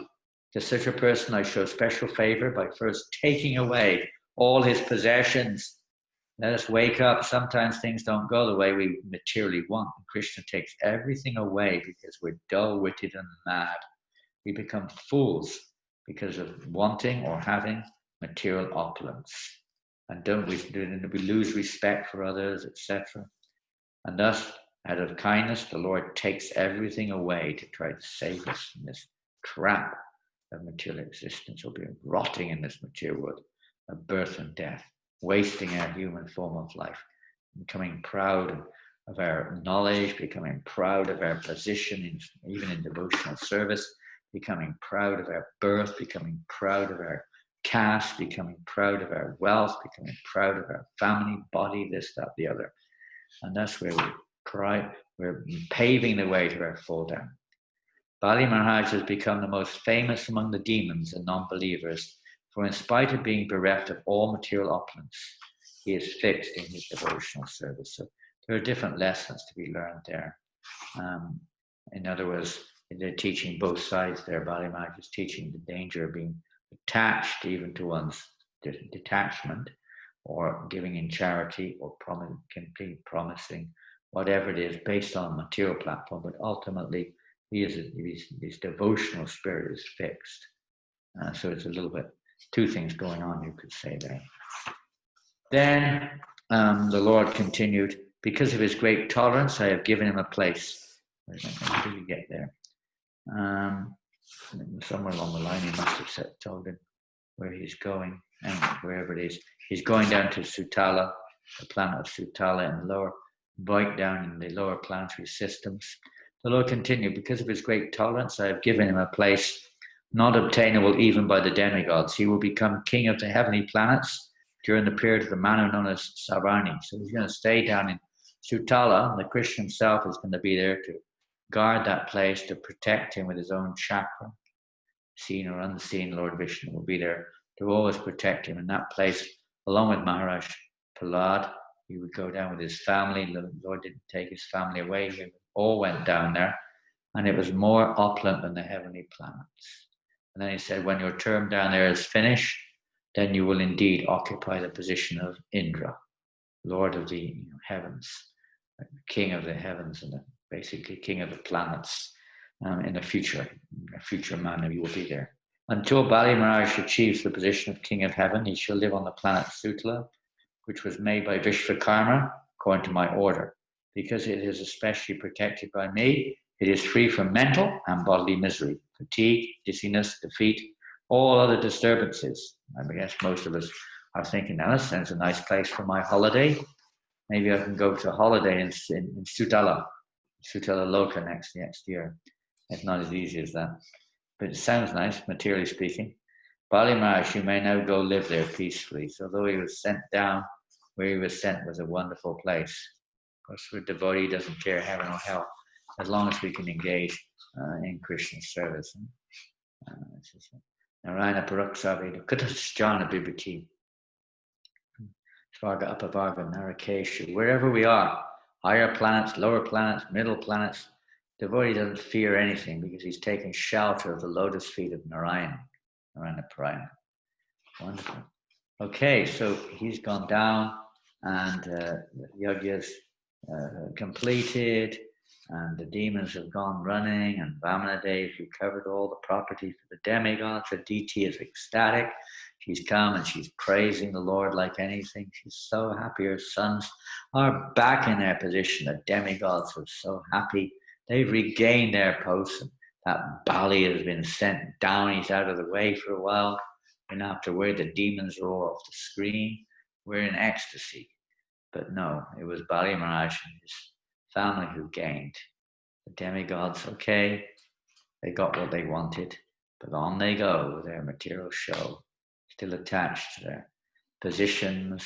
They're devotees, but they're Sukama devotees. They're not Nishkama. They're very attached. But they have a position to a service to perform, and an element of attachment is required to do that. Otherwise, they wouldn't do it. And many times we see that they don't. Priyavata didn't want to do it. He had to be convinced by Brahman, and Swayambhu Manu had to convince him to get it together, do your job, to rule the universe. Didn't want to do it. And many times we hear this. And by performing devotional service, they become completely purified and detached, don't want to do it anymore.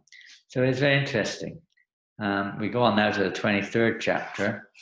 And this is the final verses in this pastime. We're going to finish in a few minutes. And this is King Sukadeva Goswami speaking. Well, there's one other. There's something. One amazing section here.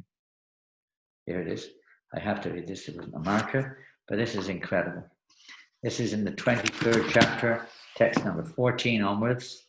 You could go to 13 onwards. 13, text 13, chapter 23. Hari, the Supreme Personality of Godhead, Narayan, thereafter addressed Shukracharya. So Shukracharya is still there. He's still in Bharguch. He's still there.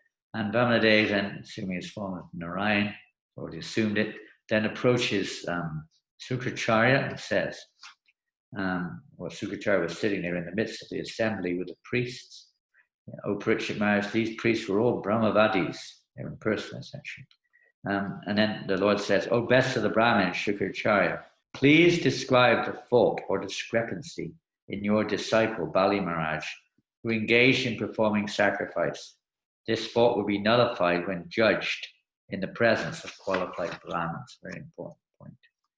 What's his fault? He was performing sacrifice. He kept his promise. Why did you curse him, lose everything and go down?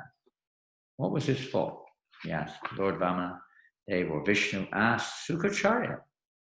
And Shukracharya was the priest. So why you do this? What was the reason? What's the fault? Then Shukracharya replies, my dear Lord, you are the enjoyer and the lawgiver in all performances of sacrifice. And you are the Yajna Purush, the person to whom all sacrifices are offered. If one has fully satisfied you, where is the chance of discrepancy or fault in his performance of sacrifice? There's no chance of fault.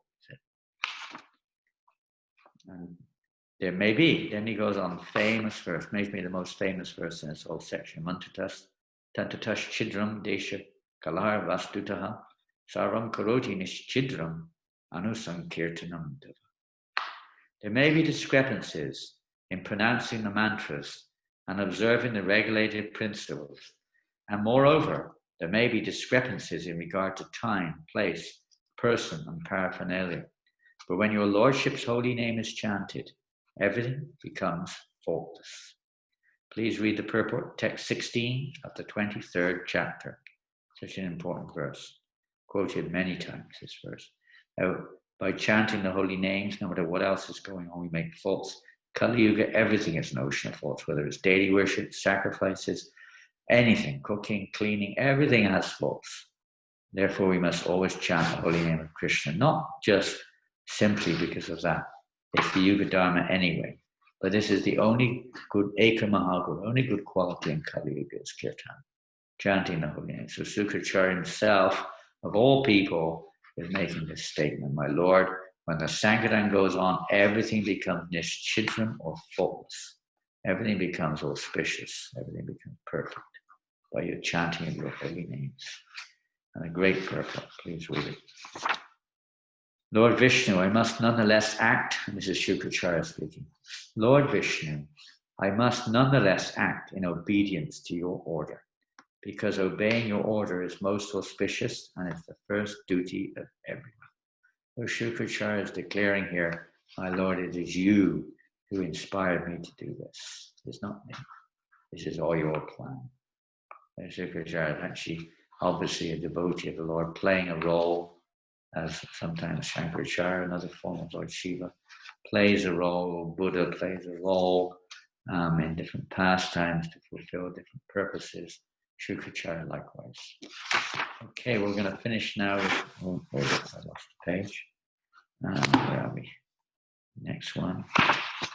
Yes, here we are. I think, yes, the last verses of this chapter, text 28 onwards. O Maharaj Parikshit, pleasure of your dynasty, I have now described to you everything about the wonderful activities of the Supreme Personality of Godhead, Vamanadeva. Those who hear about this are certainly freed from all the results of sinful activity. One who is subject to death cannot measure the glories of the Supreme Personality of Godhead, Trivikram, Lord Vishnu, any more than he can count the number of atoms on the entire planet. No one, whether born already or destined to take birth, is able to do this. This has been sung by the great sage Vashishta.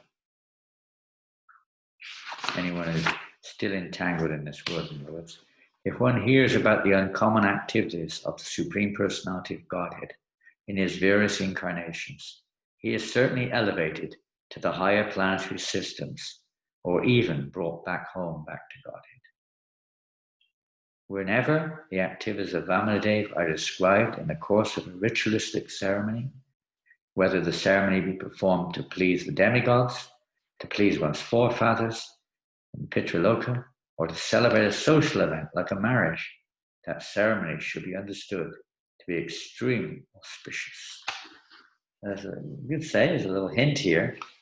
There are three kinds of ceremonies, Prabhupada writes. Those to please Krishna, those to please or demigods, those performed social celebrations like marriages and so on, and those meant to please the forefathers, like the Shraddha ceremony. In all three ceremonies, large amounts of money are spent for various activities. But here is suggested that if along with this there is recitation of the wonderful activities of Vamanadeva, certainly the ceremony will be carried out successfully and will be free of all discrepancies. Jai Shri Prabhupada ki Jai.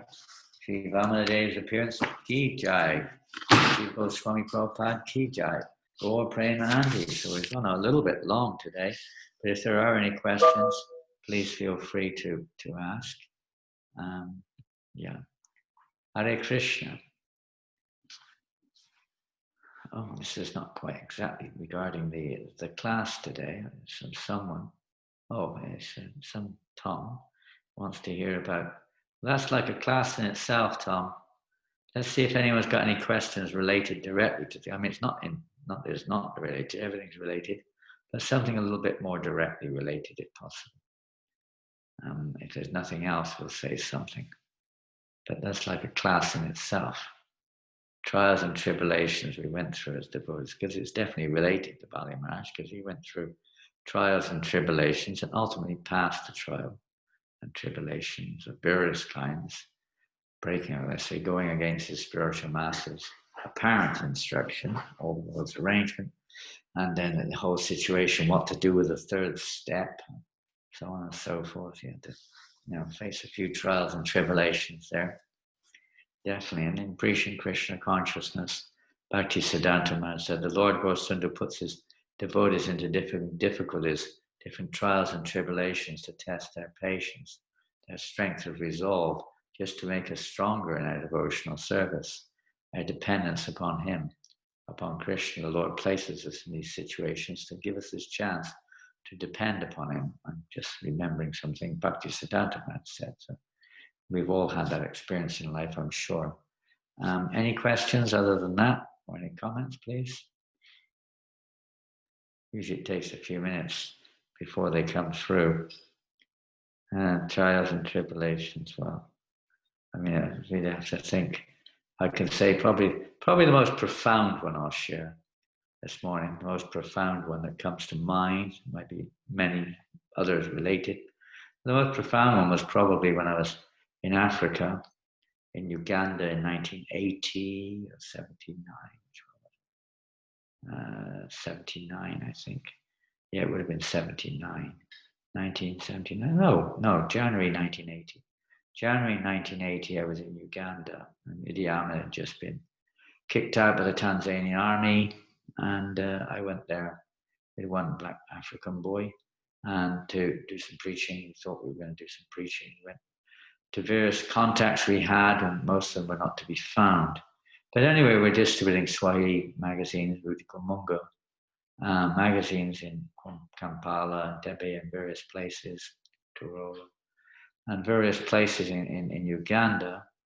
This young man, this young African boy, family lived in some remote part of Uganda, and he said he had land there, so he didn't really know what was going on. So anyway, we made our way there. It was very difficult to travel through. The transport system was all smashed. We had to go by lorry, actually. We got on the back of this grain lorry, which was supposed to be delivering food to the people who were starving. So we sat on top of the sacks of grain for about 3 hours, traveling to his village, small town. And eventually we got there, and then we went to his village, which was a mud hut. I stayed in a little corner of this mud hut for quite, I don't know how long, some days. And I would walk every day. There was no transport, walking every day to the nearby town, maybe 5 kilometers away, distributing Rudy Kumungu, and just seeing what's going on there. And not much choice. He said he had land. I never saw it. He said we could use it as an ashram and start a temple in Uganda, all sorts of things he promised, but I never saw any of it. I don't know if he ever did have anything. Well, I don't know. But anyway, one day when I was in the town distributing Rudy Kumungu on Sankar, alone, there was no one with me, he didn't come. I was alone, and suddenly everything went dark. It was quite an experience, I must say. One of the most scary experiences in one sense. The whole sky went dark. I go, what's going on? It was like purple. I had no idea. I wasn't up to date with the news. It was a full eclipse, and you can look it up. I looked it up one time on Google, and that actually was. It was a full eclipse of the sun at that time in that spot where I was in Uganda. And everyone started using these things, I was getting a lot of challenges that day from Christians and different people who were really trying to, stop what I was trying to do. Big crowd gathered around. And suddenly a full eclipse of the sun. I'm stuck there wondering what on earth is going on. I felt like this strange vibration, tremendous. Anyway, I walked back to the village, and that night I had the most intense fever of my life. I really didn't think I was going to survive. I was so sick. I was just, the temperature, I don't know. We had no means of testing. But I was just writhing, sweating. It was incredible fever, incredible fever. And then, I think in the morning, I can't remember exact time, but sometime, day and night, but sometime there was a bang, bang. And I could hear some noises on the other side of the curtain, because I was behind a curtain in the corner of this hut. And my friend, young black man, was staying on the other side of it. His mother had moved to some neighbor's house to accommodate us. And there was a bang, bang. Things were going and left. I don't know, I could just hear these noises. And suddenly, zoop, the curtain swung open and these huge Tanzanian army guys standing there with their machine guns in front of me. Get up! Get up! And I tell you, it was an amazing experience, because even though you had fever, I couldn't do anything. Suddenly, poof, that was like, went into the background. And I had to get up. It was bullets or whatever. You had two choices. So I got up, and then they started questioning me. Passport. I said, passport. I gave him my passport. Forgery. The guy in charge spoke a little bit of English. Forgery. Just took the passport. Money. I gave him some money. He said, black market. Took the money. And then they banged a few other things and left. I just crashed back on the bed, half dead. I was, what's going on? And my friend had been beaten up. He kind of survived. And so he kind of groveled in. What's going on? The whole village was like shuddering, because the Tanzanian army then were burning villages, raping the women, killing the men, taking everything. They were just looting the place. And so we were just lying there. And then that evening, I couldn't move all day long. It was just like fever, just pulsating. And then in the evening, just at sunset, there was loud noises approaching the village, because there were no vehicles in the village, no motorized vehicles at all. You could hear loud noises approaching, and I could hear screaming and people running, and all sorts of things going on outside. I was just lying there, kind of like swimming. And then in they came again, boom, boom, bang, bang, banging the door, throwing things around, bashing my friend. In they came, get up! And then they paraded me to their truck and forced me to climb into the back of the truck. And they pushed me in and pushed my friend in there in the back of this army truck. Sat there, kind of open back army truck. And we were driving, and they started driving off. There were dozens of them with machine guns. So even in the back of the truck, there must have been about 10 of them with their machine guns sat there. 2 benches, one each side. And sat there in the middle with, a black friend guy there next to me. And we're going off, and I completely forgot it. The whole is a higher taste, I guess. The whole feeling of fever just disappeared entirely, completely disappeared. It just wasn't there anymore, completely gone. It was incredible. I sat in the back there, and I'm just chanting. And I started chanting Namaste Narashingaya. But the amazing feeling came over me. An amazing feeling. It was a feeling like, well, it's all over. Because they were speaking in Swahili. I didn't know what was going on. And I asked my friend, this young black fella, well, what's happening here? He said, yeah, it's all over, he said. They're taking us to the jungle to kill us. So we're driving into the jungle. And I thought, well, it's all over. What's the point? There's no need to be afraid. Fear just went away, completely went away. Just chanting, not even bothering chanting Namaste, just chanting Hare Krishna, Krishna Krishna, Hare Hare, singing. And then all you could see little white eyes glaring at us. And all of a sudden, down this track into the jungle, the truck stopped. It stopped. And I could see there were lights coming the other way. It was a narrow track, so it couldn't pass. So the two vehicles stopped facing each other. And after a few minutes, there was a torch shining in the back of the truck. And there was this, again, a big black gentleman there, shining the torch. He was obviously asking questions in Swahili what was going on. And right in the middle of nowhere, I mean, literally in the middle of nowhere, this guy was the vice chancellor, whatever you call it, not chancellor, what do you call it? Anyway, he was the second in command of the whole district that we were in. And he was talking to them. He was second in command. He was a big guy in the area. The army was supposed to be working on it. They weren't, but they were supposed to be working. Commissioner, I said, vice commissioner. And and he said something, and before we knew it, the truck was slowly turning around step by step. We're heading back towards the town again. And next minute, we were out of the truck, thrown into jail there. But that's another experience altogether, even more horrendous than the one we already had. But that'll have to wait for another day. But we were back there, and somehow after 4 or 5 days, maybe 4 days, I can't remember exactly, but some days, the actual commissioner returned from his hunting in the mountains and did an investigation of the case. And suddenly he came into the cell that I was in and said he was educated in Oxford University. I say, oh boy, what are you doing here, you blithering idiot? He spoke something like that, you know. You're not an Arab spy, are you? I said, no. He said, you don't look like one either. You should know better than not to come to these sort of places. Here, take this. He slammed the passport in my hand. He said, get out of here now. He put me in the back of his Jeep and sent me back to Kampala, and with a one-way ticket back to Nairobi. And I was out. No money. All the money had gone. I stashed the money under the bed, but they ripped everything to pieces. The place was, vandalized. The whole village was torn to pieces. So anyway, we got out of there with the skin of our teeth. And Krishna protected us. It's an interesting experience born out of distributing Back to Godhead magazines. I thought I was going back to Godhead a bit earlier than I anticipated at one point, but I wasn't ready for it. So Krishna didn't give me that chance. I had to come back and suffer a bit longer. What to do? A few more lessons to learn. Not quite eligible. And Sankirtan is the most purifying activity because you have to learn tolerance, patience, humility, respect for others. Otherwise, it's torture.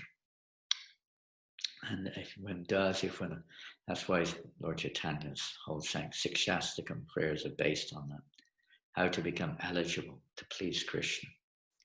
You have to become humble. Sankirtan is any activity is Sankirtan done for the service of the Lord, but particularly when we actually, again, it depends on our hearts. Sankirtan is not an activity so much as a state of consciousness. But when we're given that chance to cultivate this humility and tolerance and respect for others and not expecting any respect in return, then one becomes fearless, one becomes protected, satisfied, etc. completely satisfying. But anyway, there's no time to go further on. Sankirtan related to this pastime. What's the next one? I don't know. What is the next one? Probably jumped a few there. Oh, now there's a whole series on what to do. That's what happens, isn't it? Bali Maharaj was a devotee in the line of demons. How can we can adapt the determination in Krishna consciousness among non-cooperative family members is how Bali Maharaj is when he was facing his spiritual master.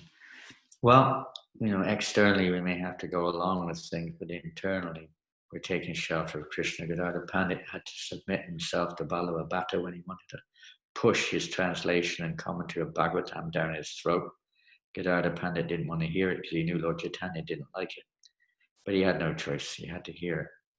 But in his heart of hearts, he was simply taking shelter of Krishna. My Lord, please protect me. I don't mean to do this. But anyway, he was soft-hearted. So in your family commitments and different things like that, obviously it's not easy. You can't just walk out the door. There are exceptions, but that's not usually the case. So we have to undergo a certain amount of tolerance. You practice humility, tolerance, and respect for others, and don't expect any respect in return.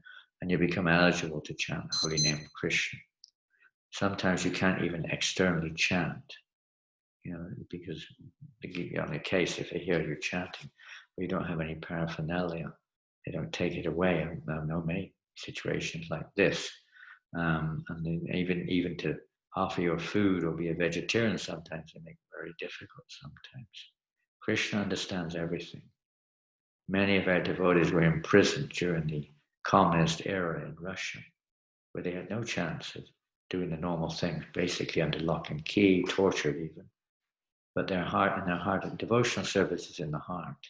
The external activities are just there necessarily to try to purify our heart, to try to cleanse our hearts. So we remember Krishna. So in these difficulties, we are put into that situation. Just remember the prayers of Kunti. Remember the ordeal that Prabhupada went through. Remember the ordeal of devotees in Russia and so many others. And Haridas Thakur being beaten. Monday is Haridas Thakur's disappearance or appearance, something like that. Remember Haridas Thakur's being beaten in marketplaces with Jesus on the cross. Remember the behavior of other devotees. That no situation is unfavorable for devotional service. None. There is no such thing. In of itself, of course, if we're not seeing it like that, that's another thing. But the situation is not to blame. We have to see how this is an opportunity to really take shelter of Krishna, not just when things go my way, not just when the externals are all. I mean, the time of death, you're being prepared. We're being prepared for the time of death. So when all these things, the time of death, all the thoughts may come in front of us, we've got to take shelter of Krishna. So in these difficult situations, we take shelter of Krishna. Then we're preparing ourselves, practicing for that moment. There's some tests we have to go through, some token reactions. But just accept it. Prabhupada said the guideline for all devotees, the verse like we briefly touched on, but we didn't go into, Tenu Kampam, Susamikshamanam Bhanjana Ivatmakitadipakam. Prabhupada said this is the guideline for all devotees, that no matter what situation of suffering the devotee is placed into, is Lord Brahma praying. Whatever situation he's in, the devotee accepts it as the mercy of the Lord, considering I deserve to suffer much more than this, actually. But the Lord has made my suffering reduced out of his mercy. But I'm not going to ask for anything. The devotee simply glorifies the Lord, prays to the Lord for pure devotion. Doesn't ask, please relieve me from this. This is probably the guideline for all devotees in our movement, this verse. Such a personality, such a devotee like this, who prays like this and doesn't ask anything from the Lord, just accepts whatever the Lord gives him, is an eligible candidate to go back to Godhead. If we want to go back to Godhead, we have to cultivate this mood of dependence on the Lord in any circumstance, not just in circumstances where we're getting the results that we want, whether it's on Sankirtan or whether it's in the family. Oh, I'm not going to do this ever again. This is awful. This is too much. Why is Krishna placing me in this situation? I'm going to go to someone else. He's useless. It's a test of our sincerity. They would become genuinely devoted to Krishna, not superficially or conditionally. Devotional service has to be unconditional. Complete. Next one. In regard to giving in charity, Sanat Goswami gave 50% to the mission of Krishna consciousness. Okay. It is an example to follow practically. He was a minister, so he had money. What about an ordinary devotee? Well, one thing is, and there's an interesting statement here, there are two things here. One is it was accumulated wealth. It wasn't daily wealth, it was accumulated wealth.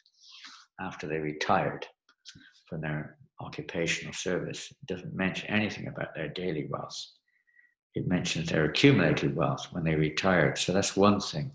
Secondly, Prabhupada does mention on several occasions, he mentions that once or twice, but primarily he mentioned the meaning of this 50%. Whatever we earn, we give 50% to the devotional service. Now, in terms of putting the two together, in previous eras, of course, what was the expenditure anyway? There wasn't any.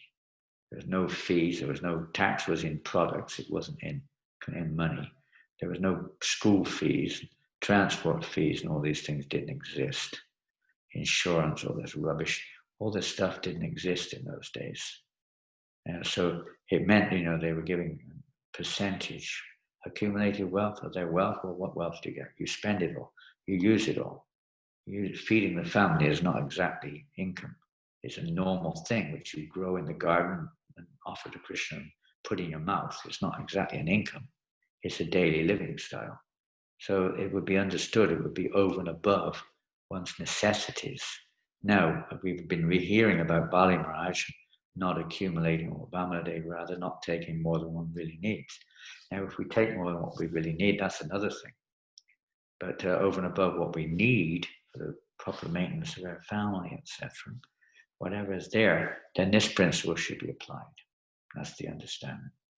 So if you're rich, you probably have a lot more than you need. Then that principle should be at least that much should be applied. If not, if we can't do that, make all these formulas and this and that. You've got to be realistic. Got to be realistic. And it's not black and white. The situation 500 years ago was radically different than what it is now. Radically different. So the principle now is to give as much as you can. As much as you can. Some groups, I think, they have a tie system, 5%, 10%, whatever it is. But whatever one can give. It's not a bad idea to make something like that, even if it is a little bit of a strain, because it makes us, keeps us on edge. Bhakti Siddhanta Maharaj would always keep his temples in debt, so they're always have to work hard to keep going. So otherwise you can get lazy. So it's not a bad idea to do that, but we shouldn't get mental and freak out and start, pressurizing people who are already poor to give them all their half of their income. That's crazy. But give what you can, as much as you can. And traditionally it means once accumulated wealth, which means either when you retire or over and above the basics. But because, people used to grow their own food, they would eat it. And if they had more excess food, they would give it away. They would give it. Percentage would go to the government anyway. And the rest they would give away in charity, whatever it may be. If you don't have anything, what you're supposed to do, you can do that if you're really advanced also, and just depend on Krishna. But for people in general, not so much. If you really want to advance in spiritual life, you do that and just depend on Krishna. You want to put me into poverty, whatever, you can do what you like. But, it's got to be common sense, be practical. Next one. Hare Krishna, so brahmachari. As you do, you should be satisfied. Okay, well, that's Vamanadeva telling us that. But greedy for spiritual things. Yeah, they should be greedy for service, greedy for association of devotees, and Lolium Alasamai, greedy for the mercy of Lord Nityananda. And Lord Gauranga, it means we should hanker for it. We haven't got it. People are greedy for wealth if they don't have it, and if they've got it, they want more. That type of greed never ends. So we should have that unending greed for pure devotional service, pure chanting of the holy name, occupation to engage in selfless service, greed to have the association of sincere devotees. We should be, in a sense, greedy, purifying. It may be mixed with material, kind of some material, let's say, conditioning, but that type of greed is purifying. We want to become Krishna conscious. We want to serve. We want to please the devotees. We want to please spiritual master and Krishna. To be greedy for that. To be pleasing to the Lord. Greedy for that.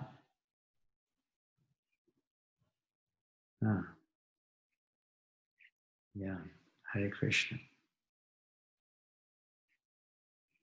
Wonderful. Well, I hope you all can be at this time, especially this time of need in the world today, that we can become greedy to be instruments to please Srila Prabhupada in spreading in whatever way we can, according to our capacity, the message of Lord Chaitanya Mahaprabhu around all over the world, to every town and village.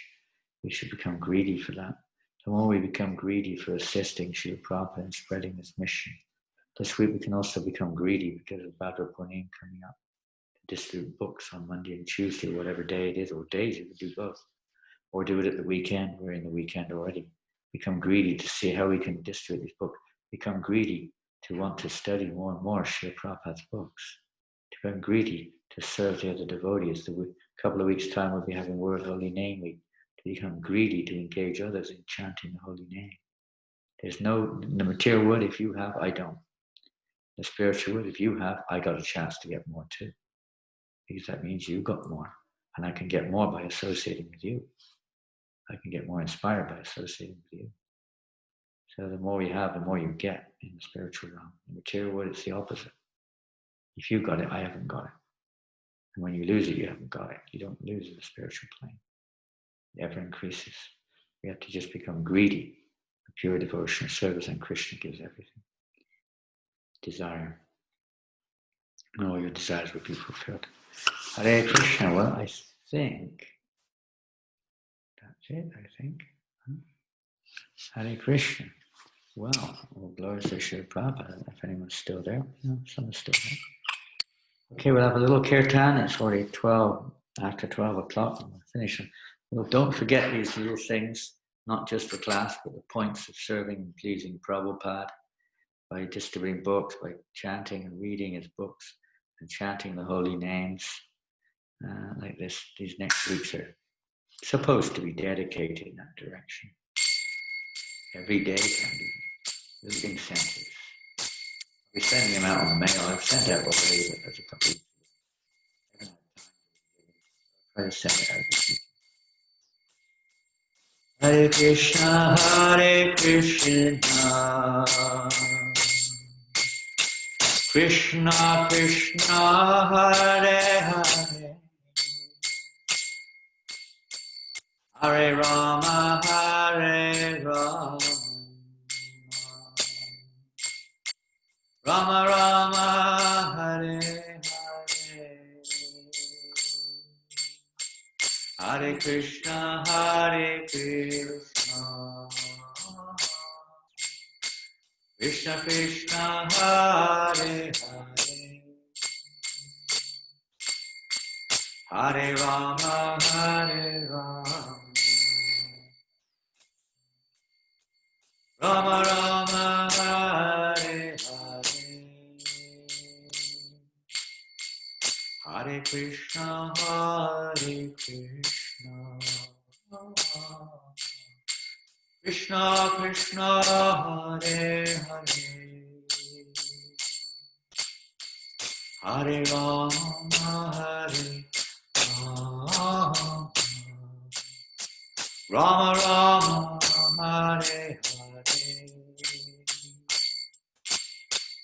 Hare Krishna, Hare Krishna, Krishna Krishna, Hare Hare, Hare Rama, Hare Rama, Rama Rama, Hare Hare, Hare Krishna, Hare Krishna, Krishna Krishna, Hare Hare, Hare Rama,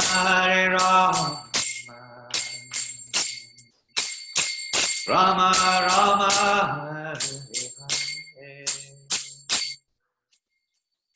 Hare Krishna, Hare Krishna, Krishna Krishna, Hare Hare, Hare Rama, Hare Rama, Rama Rama, Hare Hare,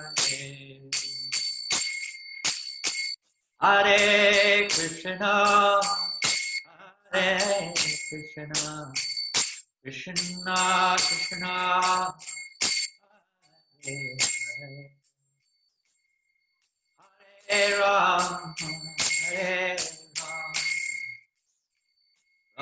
Rama Rama, Hare Hare, Hare Krishna, Hare Krishna, Krishna Krishna, Hare Hare,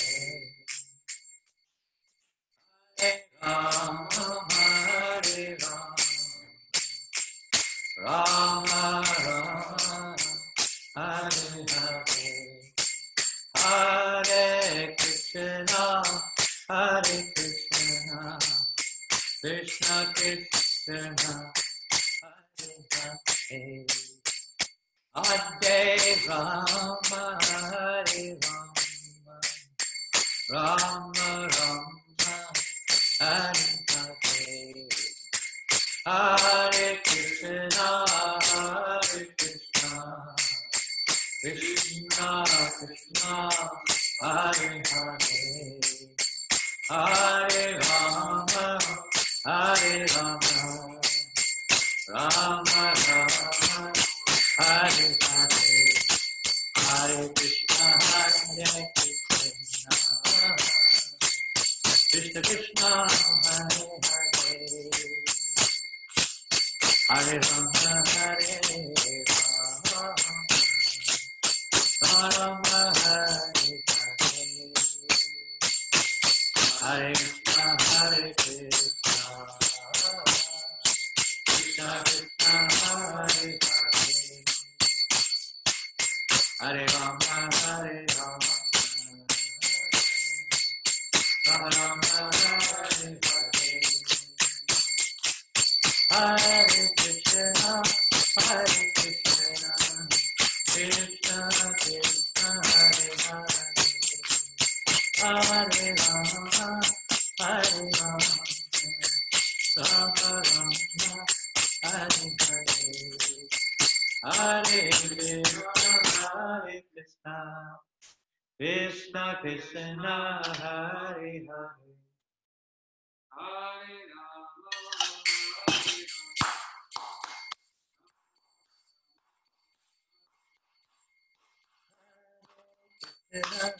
Hare Krishna,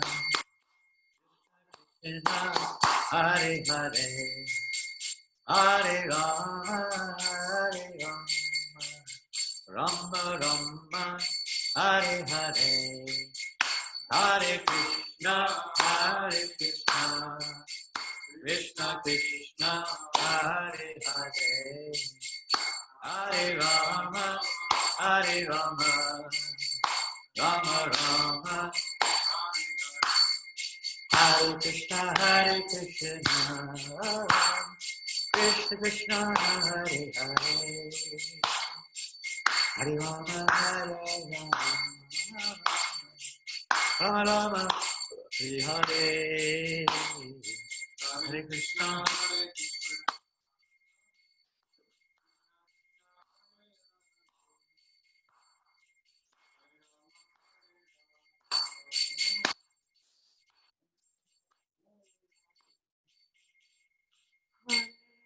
Krishna, Hare Krishna, Krishna Krishna, Hare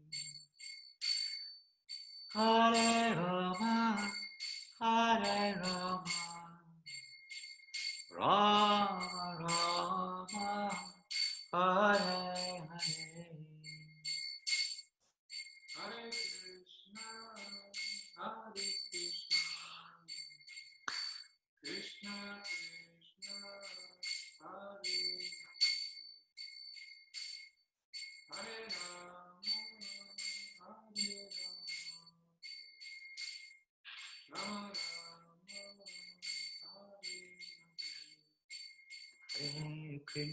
Hare Krishna, Krishna Krishna, Hare Hare,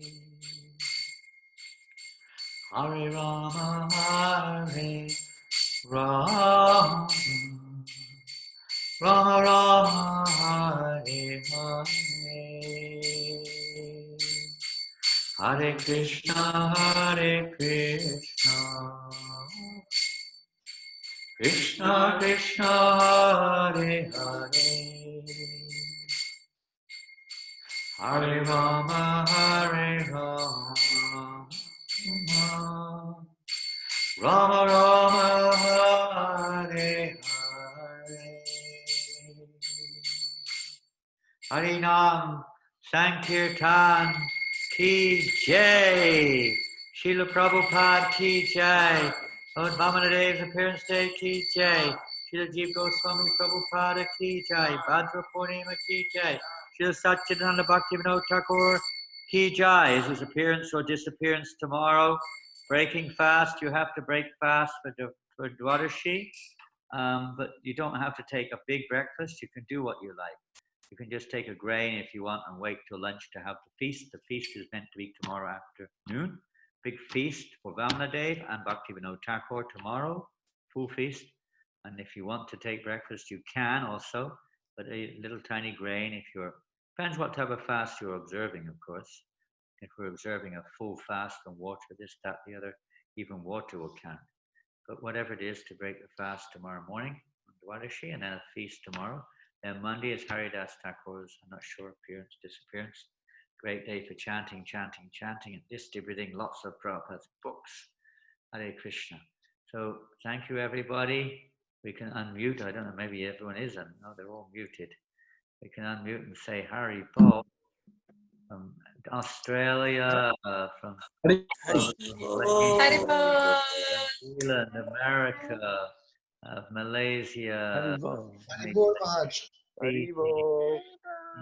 India, and England, Germany, and France, and Ireland. Where else? I don't know. Singapore. So many places are there. Hare Krishna. All glory to Prabhupada. Hare Krishna. Hare Bo, Hare Bo, Hare Bo, Hare Bo, Hare Bo. Hare Krishna, Hare Krishna, Hare Krishna, Hare Krishna. Hare Krishna, Hare Bo. Thank you, Hare Krishna, thank Hare you, Krishna, Janananda. Hare Krishna, Hare Krishna. Hare Bo, Hari Bol, Hare Bo. Hare Bo. Hari Bol, Hari Bol. Jai, oh glorious to the Lord Chaitanya Sankirtan movement. Let him Hare embrace Krishna. every day. Remain locked down at the lotus feet of Srila Prabhupada. Hare Krishna. Hare Bo. Hare Krishna. Hare Krishna. Hare Bo. Hare Bo.